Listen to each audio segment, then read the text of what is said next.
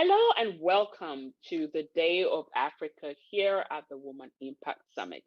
My name is Dr. Tina Alton. I'm the President and CEO at Nations of Women, and I'm going to be your MC during this day. Thanks to all of you, Woman Impact Summit has become the fastest growing conference for women led businesses from underrepresented communities around the world. During the conference, we will share different ways to approach economic opportunities generated from governmental institutions, private sectors, and regional leaders who are working on special initiatives for women. We also want to make sure we give visibility and access to women of all diverse backgrounds across the world, therefore making this virtual event completely free to attend. Women Impact Summit is possible thanks to the collaboration of different organizations and initiatives.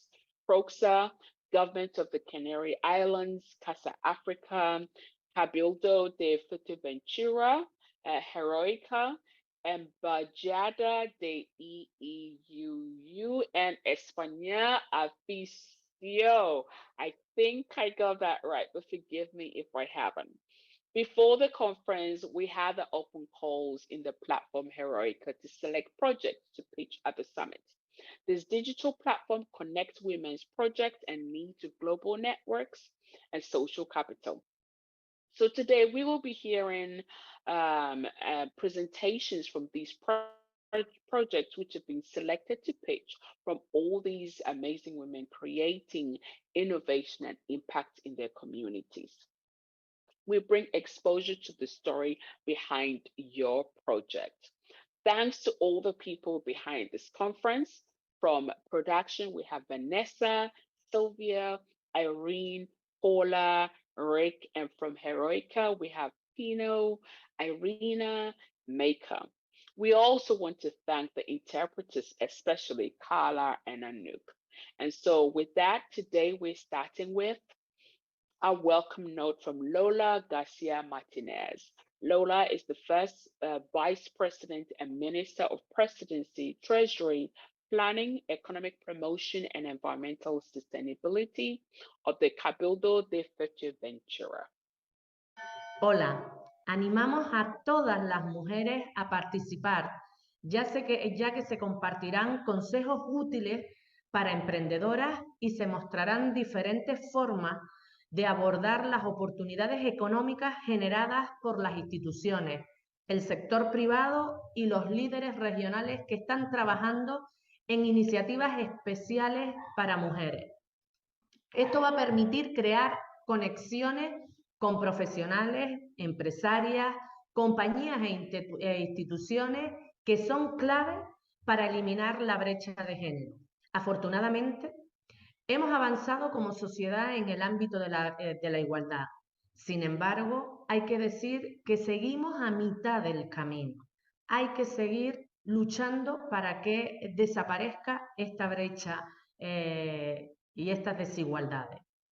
La desigualdad sigue siendo visible en todos los sectores laborales y económicos.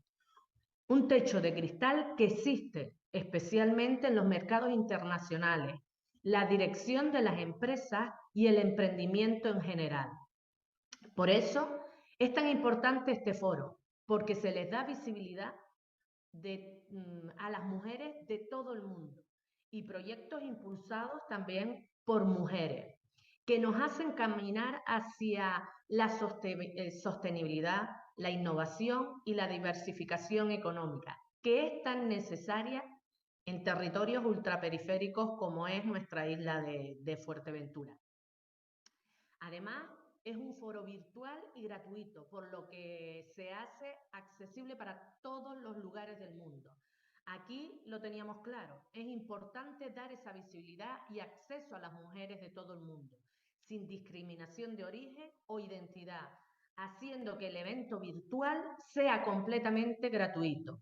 Las participantes van a aprender también habilidades de liderazgo, mentalidad empresarial, estrategias de salida al mercado, entre otros temas expuestos por auténticas expertas de todo el mundo. Y por supuesto, no solo animamos a las mujeres a participar como oyentes, sino también a presentar sus proyectos. En este foro internacional se brinda la oportunidad a las emprendedoras de presentar sus iniciativas empresariales frente a una comunidad internacional. Por ello, decimos que es una oportunidad para que ustedes, las mujeres, encuentren socios y socias, clientes, inversores, mentoras, es decir, ese empuje que hará despegar los proyectos que tanto interesan a la comunidad internacional. Llegados a este punto, hay que destacar la importancia que ha alcanzado este foro virtual a nivel internacional. En la anterior edición participaron como ponentes cerca de un centenar de mujeres emprendedoras de todo el mundo. Tuvo además una alta aceptación con más de 3.000 personas inscritas en todos los continentes. Todo un éxito que esperamos que se repita esta edición y que vaya a más. ¿Por qué funciona también Women Impact Summit? Pues porque permite conectar a las mujeres a través de la plataforma online para aprender, encontrar oportunidades económicas y, como decíamos, de manera accesible y gratuita. Se trata de un evento internacional único que conecta a mujeres de todos los orígenes en todo el mundo. En 2021, los temas tratados fueron la innovación social, el talento global, la transformación digital de las empresas y el emprendimiento. Este año nos hemos esforzado por escuchar a nuestra comunidad y observar las nuevas tendencias que existen en el planeta para ofrecer una edición mejorada. Como temas centrales, este año nos encontramos la inclusión digital, sanidad inteligente, la cadena de suministros y las nuevas formas de obtener financiación y desarrollo comercial a escala internacional. La iniciativa se articula desde el proyecto AFRIMAC 2, que lidera el Cabildo de Fuerteventura desde su Departamento de Proyectos Estratégicos. A través de AFRIMAC 2 se fomenta esa relación de intercambio empresarial, tecnológico, emprendedor e innovador que mantiene Fuerteventura con el continente africano. Está claro que Fuerteventura debe servir de plataforma tricontinental entre América, África y Europa. En este sentido, AFRIMAC es el principal instrumento con el que cuentan las regiones ultraperiféricas para cooperar entre sí con los países de su entorno geográfico. El proyecto dedica una atención especial a la mujer y se promueven durante todo el año acciones formativas en liderazgo y emprendimiento. Acciones que permitan crear redes de contacto y sinergias entre las mujeres. Han tenido un gran éxito, por ejemplo, la formación La Líder que hay en ti, que se impartió a mujeres empresarias y emprendedoras, o Mujer Emprende, en conjunto con Radio Heroikka. En Fuerteventura tuvo un gran éxito también el curso Comunícate, de conocimientos básicos de idioma castellano para personas en riesgo de exclusión social, especialmente las mujeres migrantes, en el que participaron más de 80, casi todas mujeres de 16 países diferentes. Se llevó también a cabo este tipo de proyectos en Cabo Verde. Igualmente, hemos formado a mujeres mauritanas en cultivo de agricultura, en colaboración con la Asociación Multicultural de Mujeres Mauritanas, DIMBE, y se ha llevado formación sobre el liderazgo empresarial a mujeres en Senegal, Mauritania y Cabo Verde. Así, se capacita a las mujeres para el desarrollo y mejora empresarial, proporcionando nociones sobre gestión eficaz del tiempo, optimización del plan comercial de empresa y el desarrollo de aptitudes y habilidades para mejorar el proceso de venta. Otra iniciativa bonita son los premios que concederá la Comisión Europea a través de innovadores de emprendimiento femenino y que nosotros apoyamos desde AFRIMAC 2. Todos estos son ejemplos de importancia que tiene la cooperación internacional y los fundamentales que son todo este tipo de proyectos e iniciativas. Eventos como el foro que hoy inauguramos, que permiten seguir reconociendo el potencial de las mujeres emprendedoras y sus habilidades de liderazgo, además de crear redes empresariales igualitarias entre hombres y mujeres. Agradecer su participación y también la de todos los agentes como el Cabildo de Fuerteventura que estamos implicados en este proyecto. Women Impact Summit es posible gracias a la colaboración de los organizadores y sponsors como PROEXCA, Gobierno de Canarias, Casa África, como decía, Cabildo de Fuerteventura, Heroikka, Embajada de Estados Unidos en España y Afissio. Espero que disfruten de los 5 días de esta jornada y les sirva realmente de oportunidad para prosperar en el ámbito empresarial. Muchas gracias. And now also for our fireside chat, we have Maria Angeles Leon, who is the co-founder at Open Value Foundation. We also have Michael Jill, who is the founder at Heroikka. Hello, everyone. Today is the Day of Africa, and I'm super excited to introduce to all of you María Ángeles León López. She's the co-founder at Open Value Foundation. And as you know by now, I'm Maika Gil, the co-founder of Heroikka. So today, we're going to learn about this initiative that is operating in Africa and doing amazing work. Hi, María Ángeles, how are you? Hi, Maika, super good. I'm super happy to share the panel with you and with surrounded by women, no? It's so good, the woman impact. Thank you so much for joining us. I'm super excited because for a long time, I wanted to have this panel with you, this fireside chat, and share the amazing work that you're doing in Africa.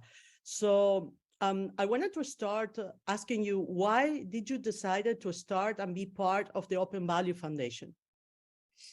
Well, the thing is that when we start our careers, my partner and myself, we feel so blessed in a way that we have enough money to hire a nice apartment, go on holiday, and still have some money to save, that we decided to share this opportunity, or this lucky we were, with the rest of the people that weren't so lucky as we were.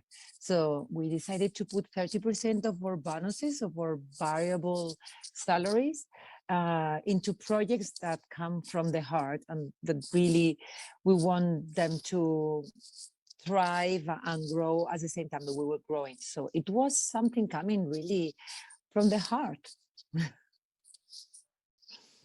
Thank you.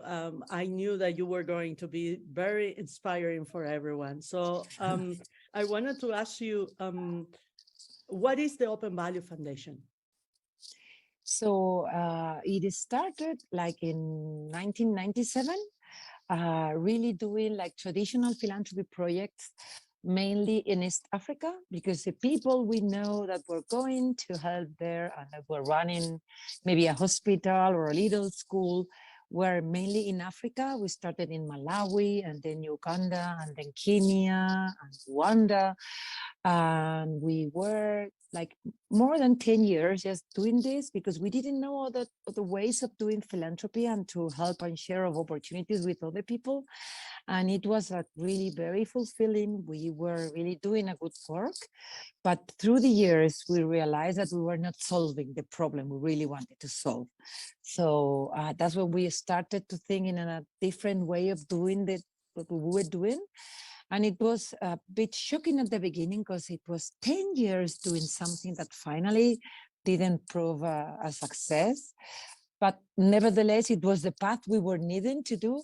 And we decided to like learn about other ways of helping in the countries we were working in, and found microfinance and the Nobel Prize Professor Yunus. We read everything about him and learned about microfinance, started our microfinance projects in Africa, until we realized that everywhere we went there, where projects were, you can find a microfinance kiosk helping women mainly. So we saw that this probably was an industry already, and that everyone that wanted a little bit of financing to start a little project or a enterprise or whatever, it was there. So that's when we decided that maybe doing things a little bit more bigger, and we met the founder of Acumen, Jacqueline Novogratz, another woman, that she was just testing a different way of helping or creating development when it was proving more difficult. And she was doing investments, but in bigger companies. So these big companies were given thousands of jobs. And we realized that not everyone is an entrepreneur. That is what microfinance is for. And for these people that doesn't want to or doesn't have the skills or the drive to be their own job creator, providing a job that will ensure a salary at the end of the month was very good. So we started to do that. And at the end of the day, what we see is that we now have two different tools. We have the investments through our investment funds. We invest in African social businesses, and through the foundation, we do smaller projects. And we use these two different tools to try to cover the span of the capital needed in the geographies. We're trying to do our best. It's like a drop in the sea, but yeah, we are trying to inspire others to do the same. No, but you're doing more than just a tiny drop. I guarantee you that, because especially the important thing, and actually one of the surprising things, is that you have a hybrid model between philanthropy and impact investment. So, and you started to mention that you had the investment part, and later where you start contributing to a small projects. Can you give us some examples of both sides where you are actually doing so? Yeah, and maybe with the name of the companies for the people to check in the internet and see. So, for example, a small project that we're doing in Ghana now, that it's called We Soy. It's just one woman that decided that cereal for the babies is not good in Africa or very expensive, coming from Unilever or multinational providers, when they can produce really, really good cereal, organic and everything there, with a lower cost. So she decided to make their own cereal for babies. And now she's building a small company, but she's growing. So this is one of the things we do from the foundation. And on the fund, we are investing in, for example, a project in Nigeria that is called Babangona, that is helping small farmers in the north. And what they do is that they help them with tools and education. So what they produce every year is bigger, and they can sell it more expensive. So they are multiplying for 3 or 4 times the salary that they were receiving per month. So this is another thing that we do. So 2 different things, very small projects, helping like the early startup, and then the companies that will be able to provide more jobs at the end. That's what we look for. Yeah. Yeah, more scalability. Yes. So I wanted to ask you something. So when you're looking into investing in a project, it could be through the foundation or maybe through the fund. What is the criteria that you look into? What would be the 3 things that you look into, each of them, from the perspective of small projects and also from the fund? Well, they both share founder, no? That the people that is running the business. And what we look in there is, of course, the skills and capabilities to make it a big business and make it grow. But on the other hand, the social drive, the intentionality, which they started doing the business. If they really want to help people, or they are just thinking in making a profit, in the meantime, they help people. So for us, intentionality is very important, because we think that people that has really hard intentionality, they are more resilient, and it will lead them to success through the years. So this is one of the characteristics. The other thing is that we really look for long-termism. We look for people that really want to stick to the projects for the long term. Through the years, we realized that Africa needs patience. We need patience. In Spain, 60 or even 50 years ago, we were not as developed as we are now. And we need these 60, 50, 70 years to reach the place we're now. So Africa is now starting to make their businesses grow. And I'm very excited about this crisis in the world, because I think that it's terrible, but on other hand, I think there's a big opportunity for Africa that is not in the middle of any of these crises now, and people is looking to them for farming products, for seeds, for everything, even for mining and everything, but they can just grow now these businesses that has been a little bit forgotten before. So this is the second one. We need people thinking for the long term, making their business grow, but thinking in what is going to happen in the next 10 years and the next 20 years, and they're going to be there, stick to the principles and the business. And on the other hand, what we really need is a financial drive. So purpose is very important, but having a little bit of knowledge or hiring it or ask for technical assistance in finance is also very important, because we've seen some wonderful businesses like sunk because they didn't take into account the finance side, not only the revenues, but all related to financing the business. So for us, this is the main three. And then from the foundation and the smaller projects, we always do hybrid donation plus small loan for the companies to start taking their hands into financing in a different way and learning together with us. So that's what we do. And sometimes in the fund, even these big companies need some technical assistance, whether in finance, whether in social impact or measurement, or maybe marketing. And we used to do that also from the foundation.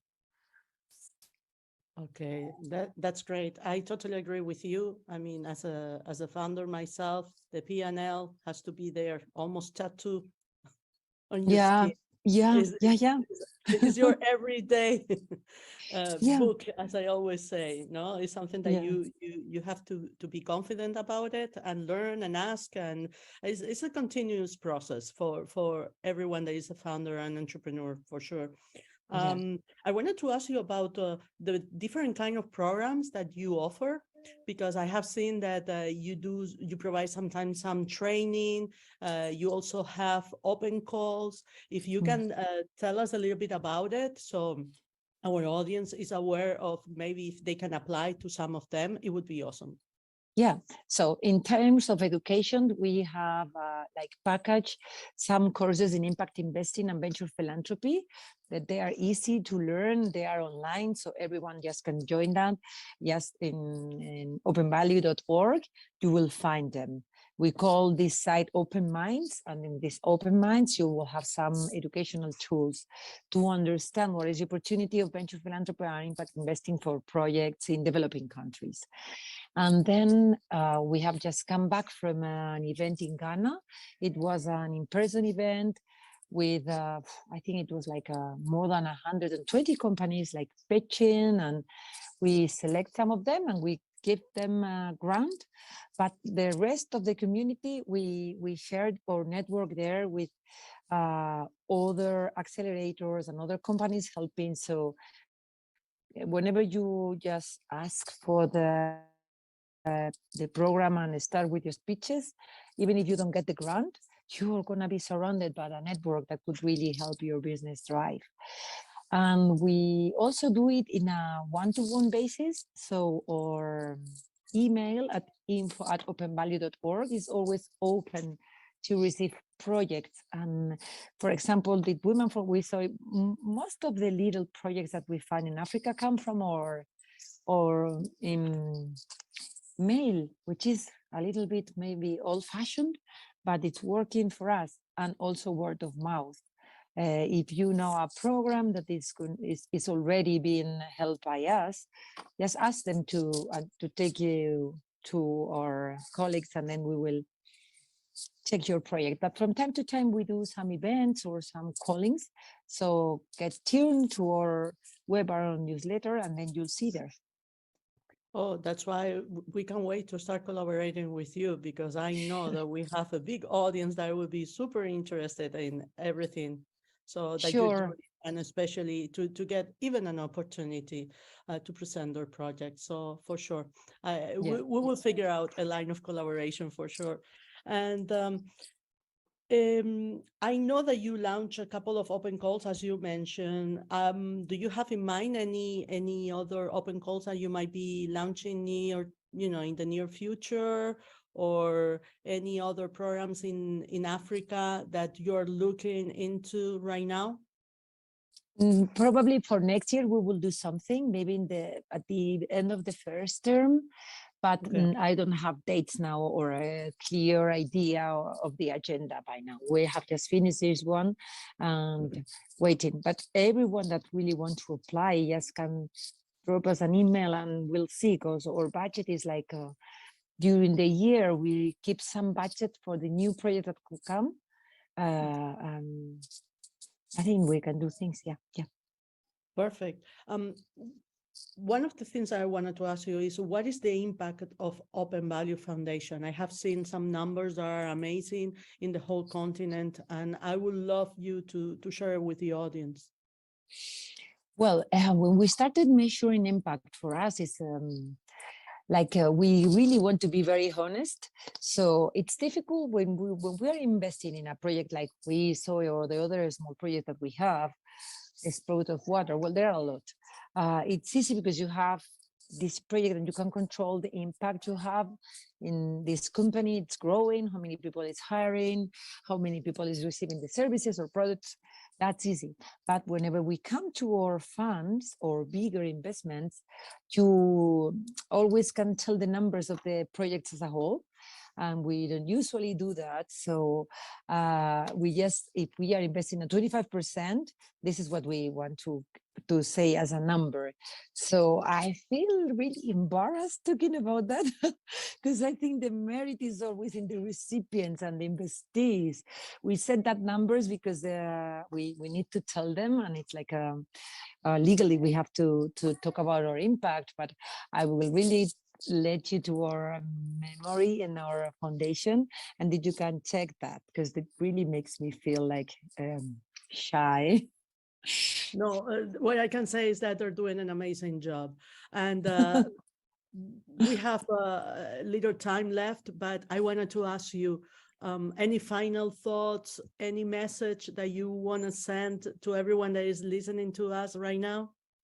Sure, I have this message for women, and the thing is that nobody's going to do it for us. We are not that lucky or whatever, so it is only us that could start doing that.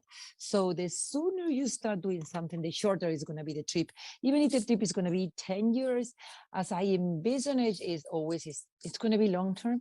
These things are always long term, but as when you go through the Himalaya, the 10 years are at the top, but then you go to the first platform. So let's start hiking to the first platform. And then from there, we'll see that the 10 years is closer, and platform by platform. Because for me, and I think for a few women, seeing the future that far and with lots of things that we do can be a little bit disencouraging, but just platform by platform is easier.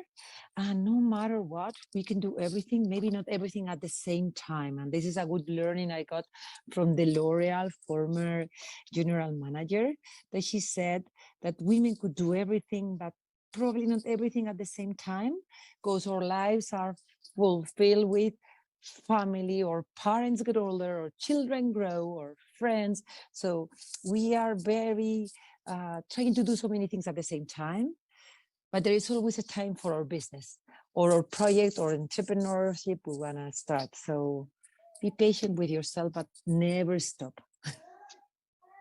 Thank you so much, Maria Angeles.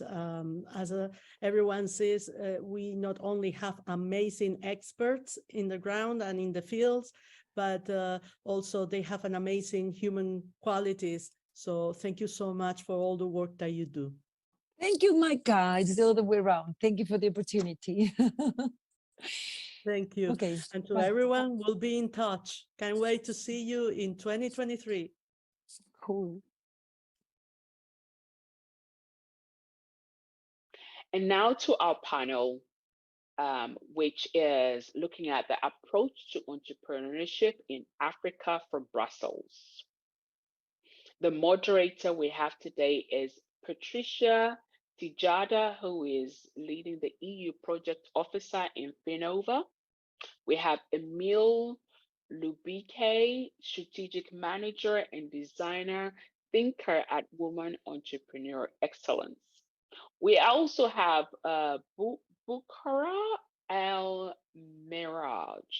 Forgive me if I haven't got your name right, who is the entrepreneur and founder at the Urban Women. We also have Teresa Agovino, CEO and founder of Faro, environmental engineer, UN Sustainable Tourism Consultant. Hello to all the attendees of this Woman Impact Summit 2022, and thank you for your introduction. It's really a pleasure to be here and share what we are working on and how we can approach entrepreneurship in Africa from Brussels. My name is Patricia Tejada, and I work as a project officer in Finova. Finova is an European foundation that supports the financing of innovation. We develop different projects and initiatives to promote, improve, and encourage female entrepreneurship and leadership. As Rebecca Wispa, Secretary General of the United Nations Conference on Trade and Development, said, 2022 is the year of women entrepreneurship at United Nations. I am happy to be able to moderate this roundtable today with women who make reference to this. Entrepreneurial and inspiring women who are helping to accelerate women's participation in entrepreneurship. I don't want to say more because I know our speaker had a lot to tell us, so I will give the floor to Bushra Almera. Hello, Bushra, how are you? Hi, Patricia. I'm doing fine. How are you? Fine, thank you. Bushra is entrepreneur and founder at The Urban Woman, a women's co-working space in Brazil. To start with the conversation, Bushra, why do you believe that women are needed in entrepreneurship? Thank you, Patricia, for this question, and thank you for inviting me in this inspiring talk about women entrepreneurship. I strongly believe that we need more and more women in entrepreneurship because women are creators. And when you see that today in what is happening in the world is that you see that women have a great impact on when they decide to do business, because when women do business, they want to have a positive impact in society. When you see when women start doing business is because they do things that come from the heart. They do things because they want to make the world a better place, actually. And that's why when supporting women, whether it's financial or whether it's empowering women to really step into entrepreneurship, then the world will be a better place.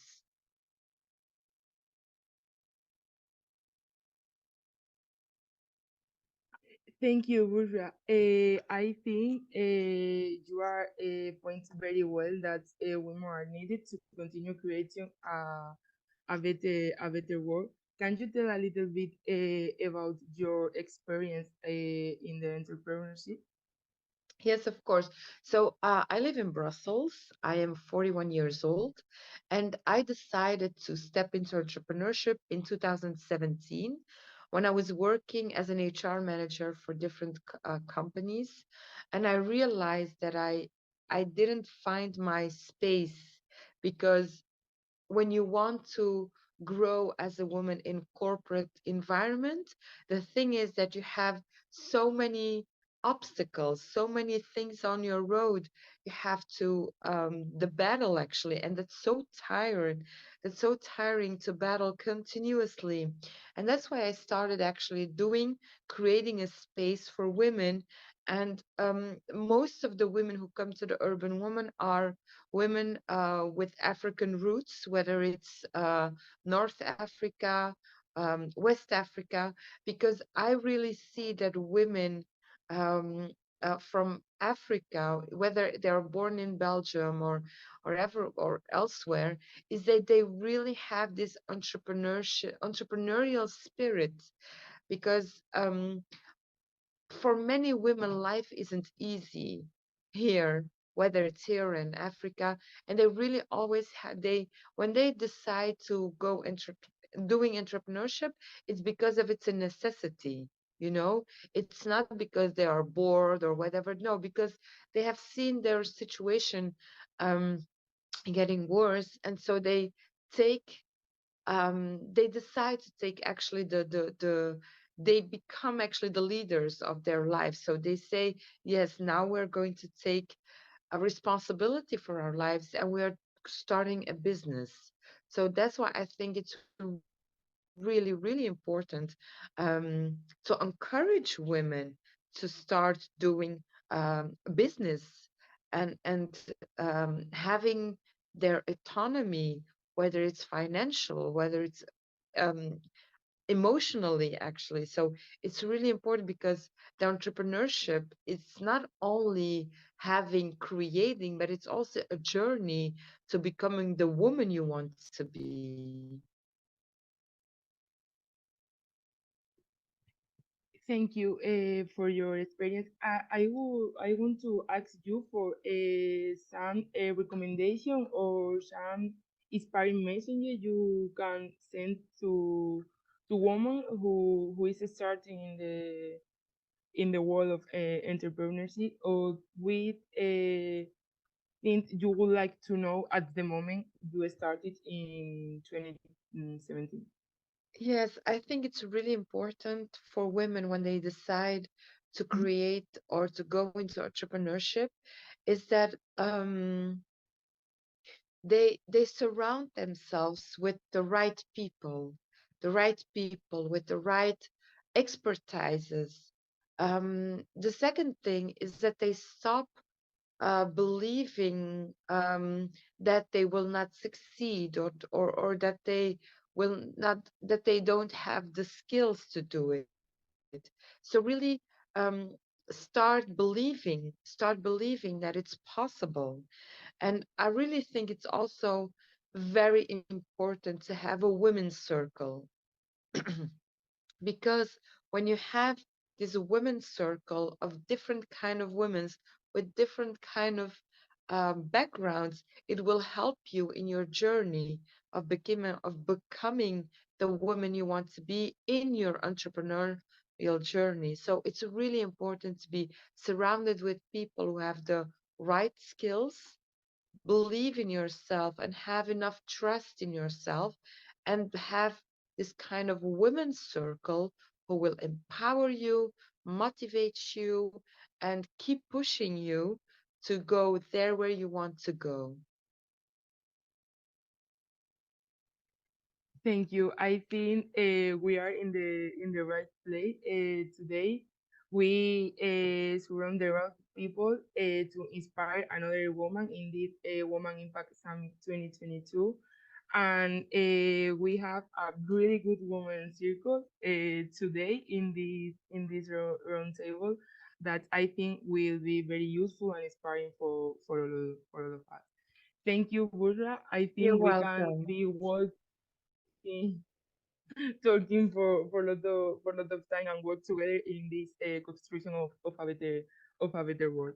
Thank you for being here today with us. Thank you. Thank you, Patricia.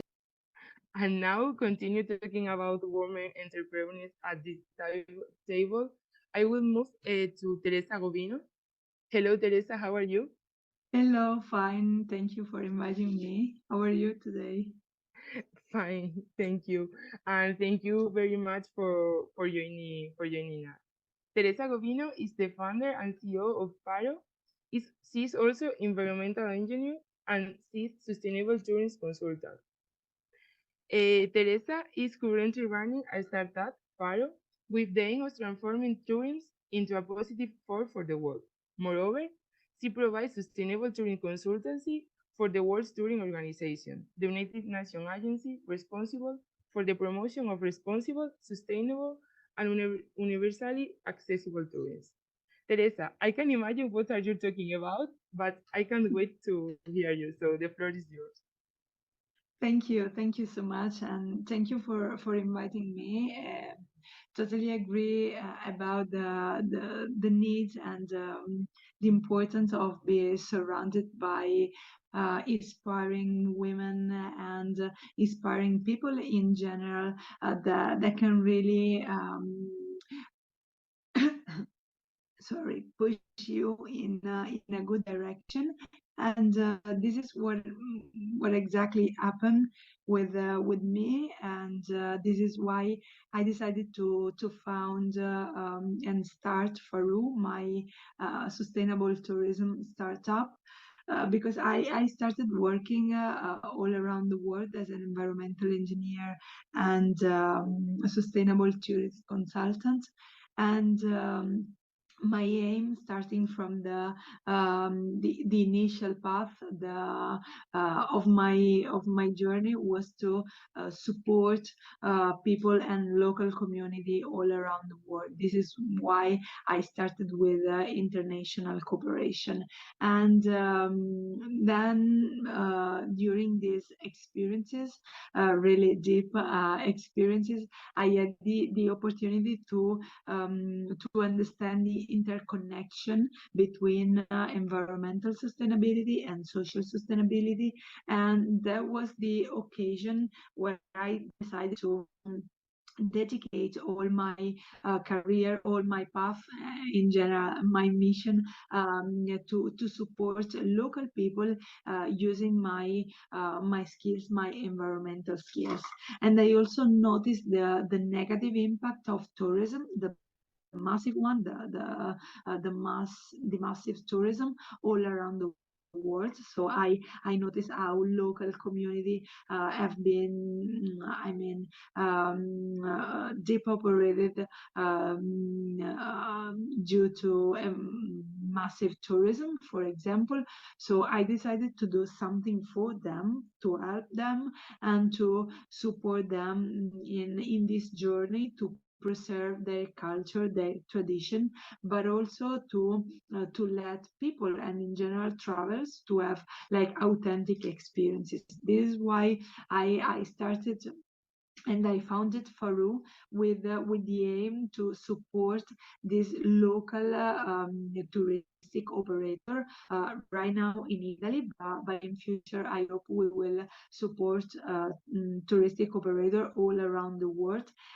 And the basic idea is that if we support this sustainable touristic operators, and if we can organize them opportunities, to flourish their business. Of course, we can have more people involved in the environmental preservation and in general social conservation. So the aim is support this touristic operator, but we decided to use like a creative idea to do that. So right now we work with the companies, our clients are companies, and we organize sustainable team building. So a way to do team building inside the company, but in a sustainable way. So during this event, we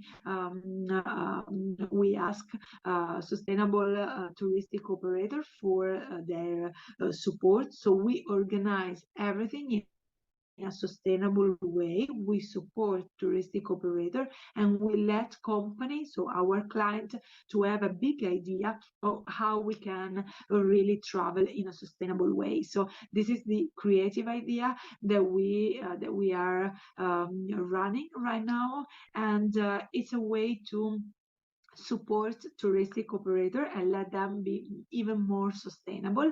And so far we managed to support 40 touristic operator and let them to be even more sustainable. So that's what I'm doing with Faru, and not only me, my team in general.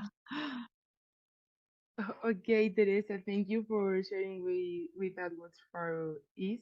I think it could be replicable in all countries. So it's an idea we can move to the countries in Africa.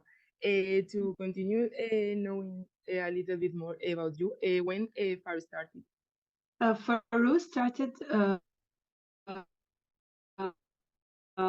exactly 1 year and a half ago, but the general idea, the mission, started in Africa, in Tanzania, where I worked as an environmental engineer with an NGO. There, I was there to potabilize their water, so to just define like sustainable treatment in order to have like clean water. And in that occasion, I met a person in a village, like an old man in that village, that really to use my skill, my competencies to help people and to generate a positive impact. So that was the moment that I really didn't know about Faru at that moment, but I knew exactly my mission, my future path, and Faru for me is an instrument, a tool to generate positive impact through tourism. And yeah, it's just one of the tools that I will I hope I can put in place for this positive impact. And it was part of your first experience as a entrepreneur, or did you have this experience No, before? my first experience, because I have been working as an environmental engineer in cooperation, so NGO and local association. And I worked with the United Nations, so like we can say like institutional level with the United Nation related to tourism, so UNWTO. So yeah, Faru is my first entrepreneur experience. Thank you and congratulations for this initiative. As I asked Burra, I would like to ask you one thing you would like to know at the moment you start with this experience and you can share for with other people. Okay, yeah, Something you want someone tell you at that moment. yeah, that's a really tough and difficult question, but for sure, one important thing that I would have known at that moment is the idea of perfection, because sometimes we consider that we can do something only when we reach a really high level of perfection, and we can generate impact only if we have a clear and total idea of everything. And if we consider the reality, it doesn't like that. I mean, we can generate impact even though we haven't reached the higher level. And I think it's better to do something than wait until the perfection. So for sure, I would have it would have been so nice to have something like a guide or a mentor, or like a women's circle, exactly as we were saying before, that would have pushed me in that direction. So yeah, for sure that would be would have been so nice. So thank you, Teresa, for sharing with us your experience. And I think we have time to open the floor to you too, and we can discuss and talk a little bit about the world of entrepreneurship. I want to ask you about funding and investment. How do you face this topic? What do you think? So now I give you the floor for both of you to tell us about it. Yeah, thank you.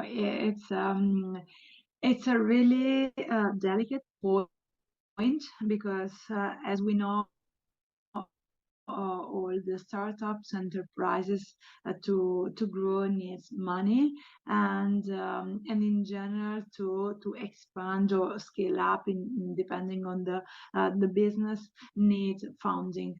We as Faru and in general as team with specific values and specific mission, we decided from the beginning to not accept any investors. This was a really difficult decision, but the only one that really let us be exactly what they want to be, what we want to be, sorry, and express our mission and our value in a really clear and powerful way. Because the thing is that when an investor comes inside your business, he or she will start decide something that could be really really important for the future decision and in general for the future growing of the business. And especially when you are really strong value and you are a strong mission. For example, we are a benefit company, so with a really strong mission, is difficult to find someone that can really believe in your mission and consider the social and environmental impact inside the financial reporting or inside the financial evaluation. So sometimes investors are people that they are really keen on money and business and return of their investment, and it's of course we can really understand the point. But from another point of view, we decided to be in this field, in business, to generate a positive impact. So we are not just consider our profit, our money, but we consider what we do with our money in environmental and social way. So this is why we decided to not have investors, business angels, or other kinds of people inside our business. And we started with really few resources, economical ones. We started doing partnership with other enterprises, startup or companies in general, and we started with other small prizes from different sources, and that was the way that we decided to use to grow and to scale up. Maybe we cannot. We won't scale up exactly as a big company, but we will. And Bushra, how about you? Yes, I can join Teresa's vision on business angels or investors.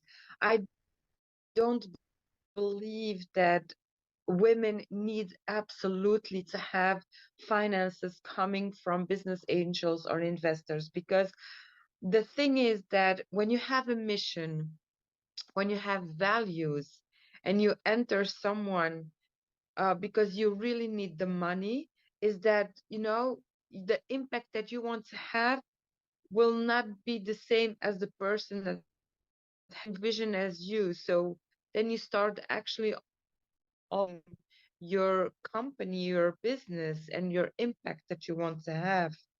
So that's why I really think it's important that women start small with small resources, and they will grow, because when they have this belief that their vision is going to create a positive impact in the world or in the environment where they live, then they will grow. And it doesn't have to become a multinational or whatever. It depends on the desire of the women that are going to do the business, but it's really important that women stay autonomous. it's so important that you stay autonomous and that you start small with the few resources that you have. I just wanted just to say this one. Last summer I was in Spain. I was on a little island called Menorca, and I met a Senegalese woman, and she was there. She was doing this kind of small jobs, like doing dresses in women's hair and tourist hair. And I was starting talking to her, and I told her, where are you from? She said, yeah, I'm from Dakar, and I'm here because I work, and then I go with my money, and we have a business in Senegal. I said, oh, that's interesting. What do you do? She said, we are with several women, and every woman in the summer does some kind of jobs, and then we bring the money together, and we have women who fish oil, and this is how we created our company. And I said, and who finances you? She said, no one. We are autonomous because every woman brings the money in, and then we go to the bank, and the bank gives us money, and this is how we grow. And I best way of entrepreneurship, and it's a beautiful story of how they become successful, because they export they also have animals now, so they export even meat. And I think this is really a very beautiful and inspiring story of how you can do and grow your business without investors. I could be here for hours listening to you and learning what I think it's time to close. Yeah, Thank you for sharing with thank us you. your experience, for motivating, inspiring, and before all, to be an example of entrepreneur woman. Thank you very much for Thank Bursula you and so for much. the staff. Thank you. Thank you so much. Thank you. Bye. Bye. Yes, and to our audience, thank you very much for listening to us, and I hope this table has been helpful and inspiring for you to continue changing the world. Thank you. And the following section is very special to all of us, since the project selected from the open call at Heroikka with pitches for their ideas, their businesses, and initiatives to all of you. Now we're going to hear from these amazing women. So for the pitch session, Women's Entrepreneur Project, we have Women's Entrepreneur Project. We have Habiba Juma of Soraya, Nurturing Teen Moms and Females. We have Pauline Wamia of Women of Africa Weavers. We have Viola H. Cheeseman of Women's Empowerment Digital Training. We have Mfile Yelani of Izamamzwe Education Center for Innovation. And we also have Deborah Mogo of Mobile Kids Library. Welcome and congratulations to each of you. Hello, my name is Habiba Juma. I'm from Kenya. I'm the executive director and founder of an organization called Soraya. I have a small presentation. Let me share my screen.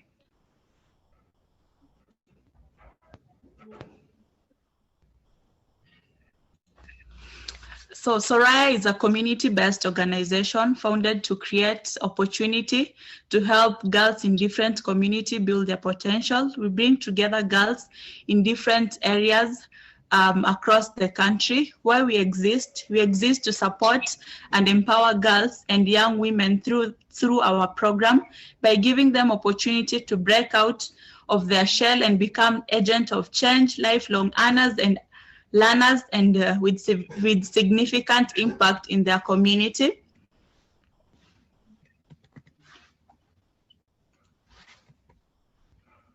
Our solution is primarily to work with adolescent teen moms and school-going girls.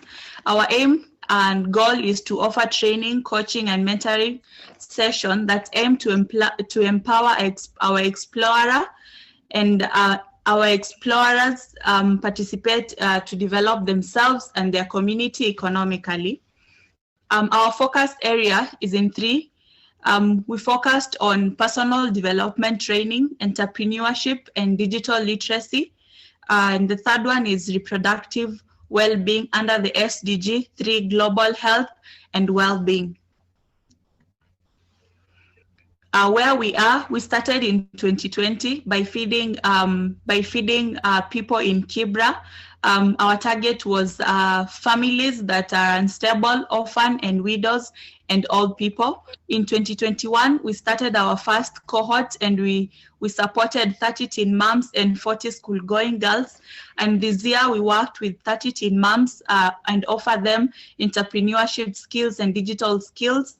And we worked also with 40 women in the community through a 6-month training. Where we're planning to go, we're planning to expand our activity and focus with the 2 target areas that we mainly started with. And next year, early January, we want to train at least 40 teen moms and visit more than 5 schools in both Kibera and Mathare, which are one of the biggest slums in Kenya. And we're targeting schools mainly to create awareness and to stop teenage pregnancy and to help the children who are in school to understand the importance of school. And laterwards, we do graduation and expand the opportunity in different areas. So what we need, we would like to have a space of our own, because every activity we are having, we usually rent out a hall, and it's quite an amount of money paying every time we're doing our session, and sometimes it's hard. So we wish to have our own training space to meet the girls frequently and share with them more.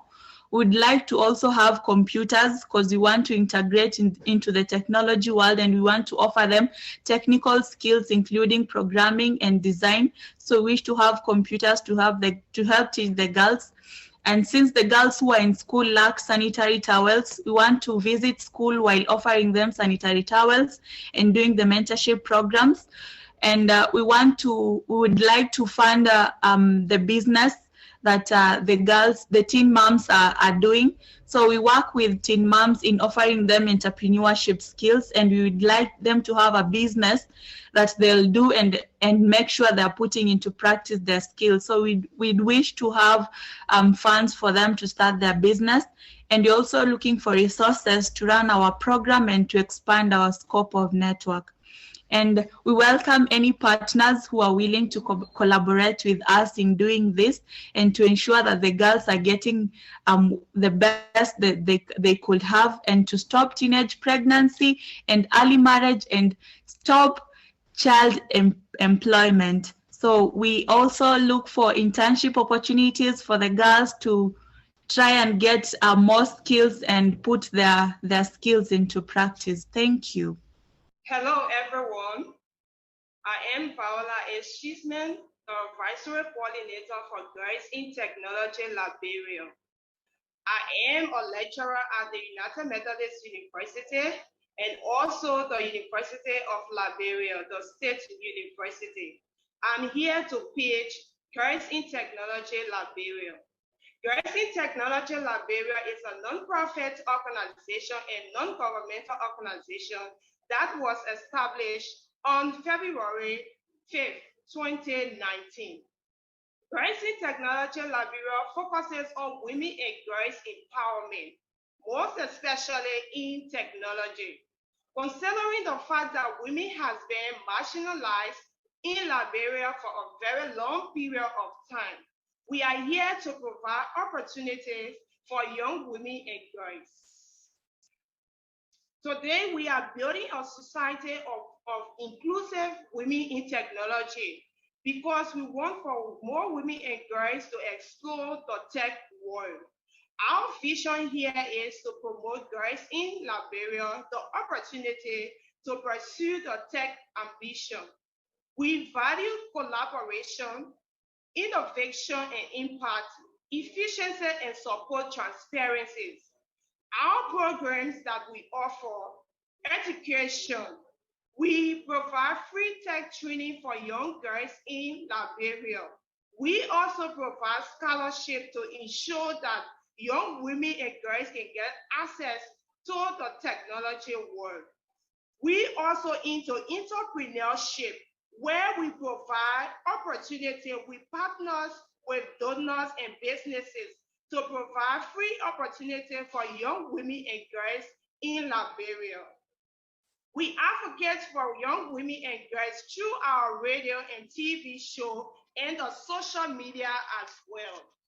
Our mission here is to support girls in Liberia and bridge the gender gap in technology. We advocate for women and we are passionate to embrace young women who have the interest and passion in technology. We support the Sustainable Development Goal 5. You can also contact us at our office in Liberia. We have our Facebook page and we also have our website. So we are here to inspire girls for tomorrow, most especially in technology. Thank you. Hello, everyone. This is Pauline from Kenya, CEO and founder of Women of Africa Weavers. This is a slum-based organization absorbing vulnerable women and girls to nurture and embrace their skills for sustainability. Why women and girls? In the slums where we live, 80% of women and girls are unemployed. They depend on manual jobs for sustainability. They face a lot of challenges. Why I started this organization is based on my research. I found out there were so many talented young girls who are capable of doing something for living, but they were not able to afford any capital to start something to keep them going. So I started this organization. We specialize in weaving, beadwork, tailoring. We use African fabrics to produce African themed products. And you can just check out my website, www.womenofafricaweavers.org, and check out how you can chip in to participate in our initiatives. We also have girl child empowerment, where we partner with schools to give girls encouragement. They can do something no matter where you grow up.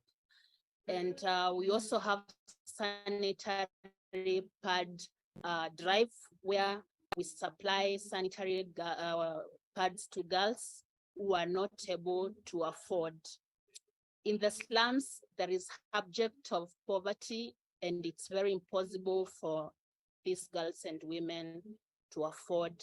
We get these sanitary pads from well-wishers and also from our profits where we make from the products we sell.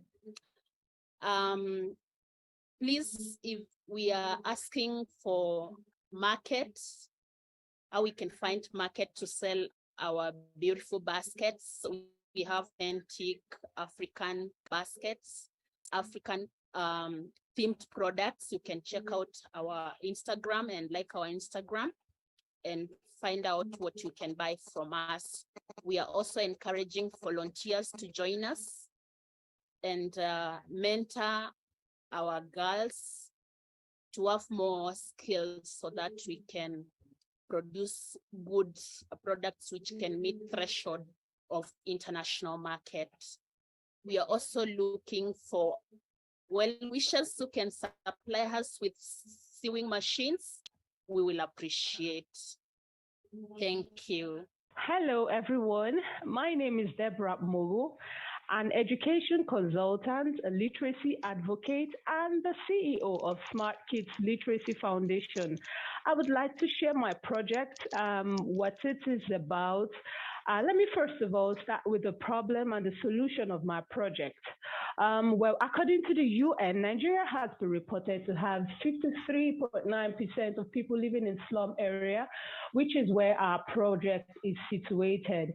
All right, so the presence of slum has a regional and a global implication, impacting the education, health system, and the political area of as well as other things. All right, so this is the slum area is one of the major issues of the cost of literacy in our community. Well, although you may say literacy is a global issue, of course, because we have over 773 million people who cannot read and write. So that's where the Smart Kids Literacy Foundation is trying to solve the problem. So the Smart Kids Literacy Foundation is a registered NGO that is promoting the cause of literacy in our community. And then recently, during the World Literacy Day, we were acknowledged by the USAID and talking about the 10 local organizations promoting the cause of literacy in our community. So that was actually one motivation for us. So we are very excited. We've had series of projects promoting literacy because we found out that there are so many children, so many adults, so many people who cannot read and write, which is where we are passionate about. We have found this a major problem, one of the causes of poverty. As a result of literacy, many people cannot get jobs. As a result of the literacy, many people are unable to feed their families. So we decided to be able to start from the scratch, get the children to be able to read and write. So one of our major projects right now is to get a mobile library to be able to, navigate through these communities and get these children to be able to have access to books. Do you know that right now there are so many children who have never handled a book before? So this is where we, want to bridge the gap. We want to make sure that every child is able to read. We want to make sure that every child is able to have access to books and resources. So one major project right now is for us to be able to get a mobile library. Because right now, one of the library sets in our community is really outdated. Many people do not even have access to it. It is poorly ventilated. So we want to be the foundation who will bring, library right here into the community and to be able to get these children to, get access to books, get access to literacy materials. Right now, we are seeking to raising funds of over $6,000 to be able to support this project. We need to get mobile vans, we need to purchase books, we need to get literacy materials, encyclopedias, reading chairs, and so many things. Right now, if this project is executed, it will mean a better future for our nation. It will mean that every child will have access to get these books and get these literacy materials. And then in the end, we'll be able to, solve the problem of poverty. We'll also be able to have, to be able to solve this poor economic growth, which is, ravaging our community right now. So please look out for us on our social media pages, www.facebook.com/Kids Resource Center. You can also find us on the LinkedIn. We're also there as Kids Resource Center because we are promoting literacy and we want to build a resource center here in Bonny Island, Rivers State, Nigeria. I really hope that we can actualize this mobile literacy the mobile literacy project. I hope that we can actually get that done next year because that is what we are pushing. We are actually really ensuring that this is actualized between now and next year. And thank you so much for the opportunity to talk about my foundation. I'm very passionate about what I do. I love talking to children about reading. I love doing what I do. And I believe that in the near future, every child will have access to books and many children will also be able to read and write. Please follow us on our pages. I would love to see you. I would love to partner with you. I would love to get funding. I would love to, get more opportunities to raise our projects to the next level. Thank you very much. and have a nice time. Hello, my name is Mpile Sylvia Yelani. I am an economic analyst and the managing director of Ezamazwe Education Center for Innovation. It's an organization focused on making sure that quality education is realized in rural communities. We have aligned our vision to the United Nations Sustainable Development Goal number 4, that is making sure that quality education is accessible for all. The story behind Ezamazwe is clear. We are focused on rural education development, which our organization is trying to provide early literacy support to children from disadvantaged backgrounds. Currently, we have 2 campuses, and we are planning to expand our focus to include all remote communities in the Limpopo province and South Africa. Our mission is to enhance language and literacy skills of children from birth by supporting the parents as their children's first teachers, making education accessible in rural communities, and ensuring inclusive to promote lifelong learning for all. So our programs are clear. We just want to make sure that learners pass in their schools immediately. We assist them with homework. We have extra lessons. We have ECD literacy programs where we visit local ECDs and making sure that the children are taught to read and they are exposed to books. We have women and youth skills development programs where we are hiring them to get into our program to gain skills. We have STEM program that where we exposing them to online learning, robotics, and coding.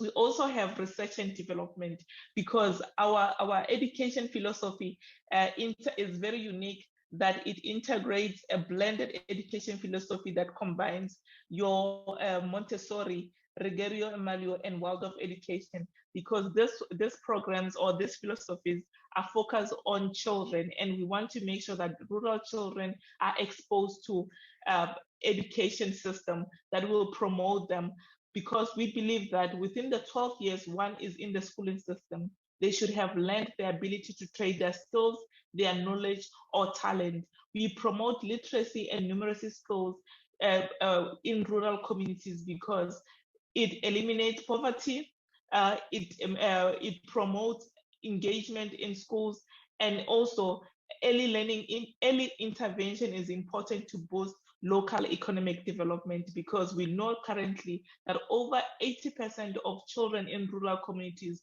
don't own a book to read for pleasure, and about 70% of families in rural communities are computer illiterate. They do not know how to access online learning resources and cannot participate in the 4IR economy.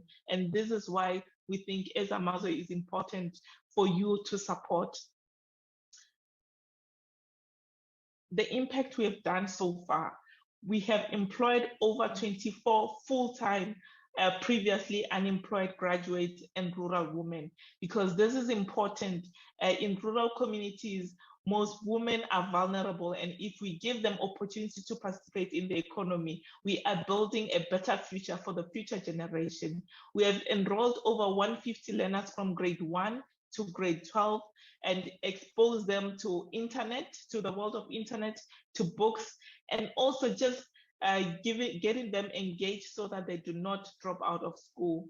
We have improved pass rate within the areas where we are operating, that with the children that enrolled with us, they had a less than 29%, and currently we have moved their pass rate to over 50%, up to 79% pass rate. We have book clubs, over 20 book clubs, and we have donated over 3,000 books within our areas of operation. And this is why we see that we need your assistance so we can broaden the environment where we are and open different branches in rural communities across the country. So what we're asking you is to help us embrace them and give them the confidence of getting into a newly finished computer lab with fully finished tables and chairs. We would like to upgrade and use the smart board because it helps the children to be engaged during lessons and getting more books.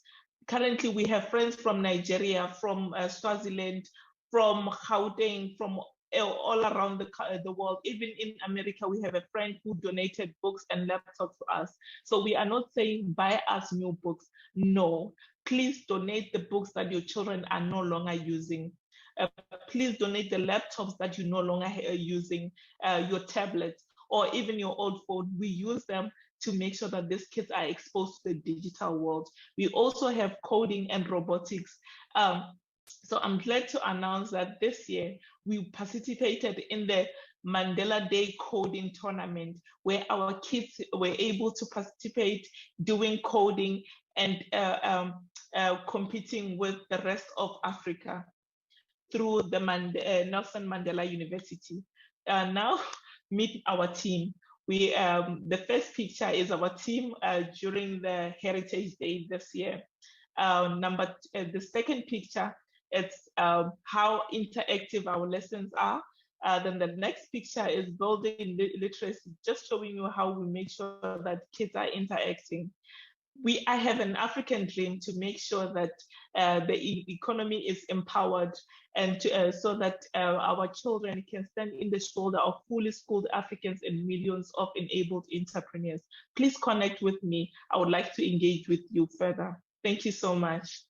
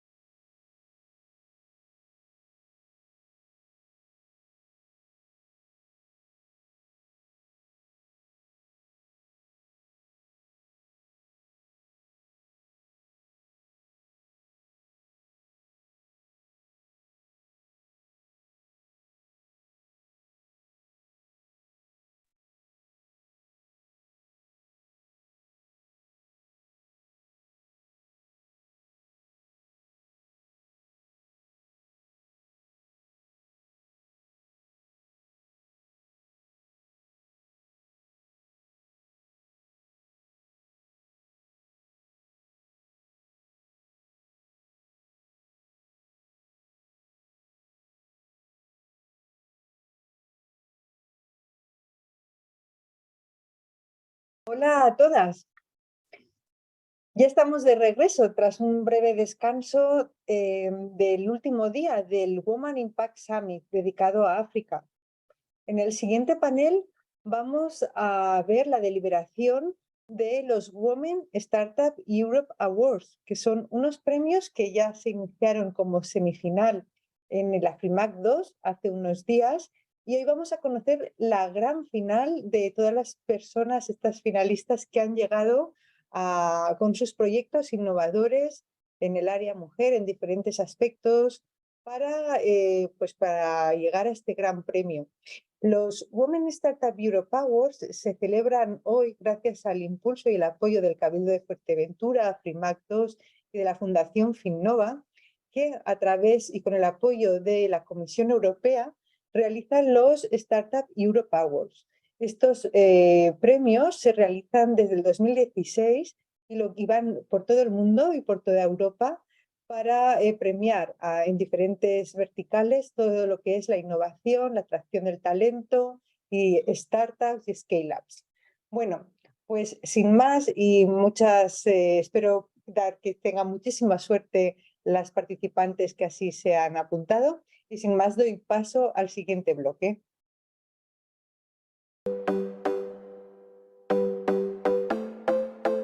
Estimados participantes, en primer lugar, darles la enhorabuena, felicitarles por el gran nivel de las propuestas presentadas.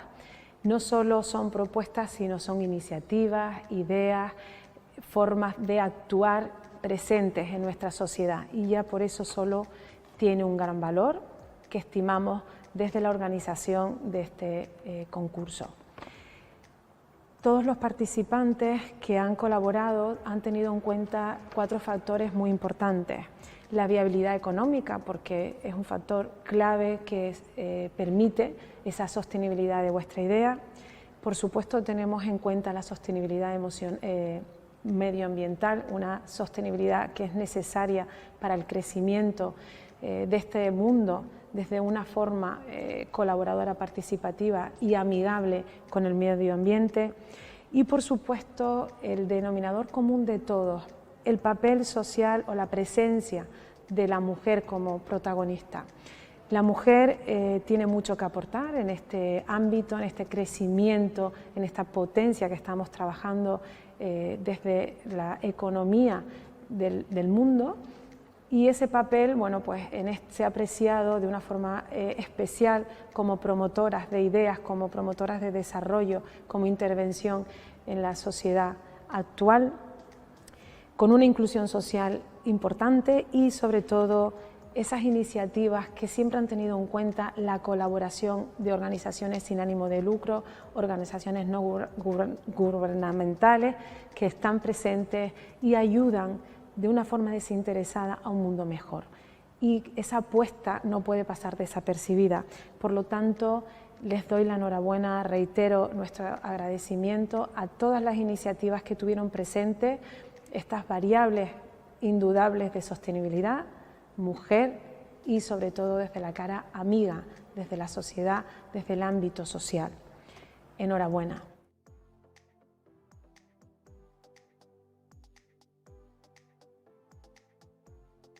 Hello, thank you for taking the time to learn more about our company.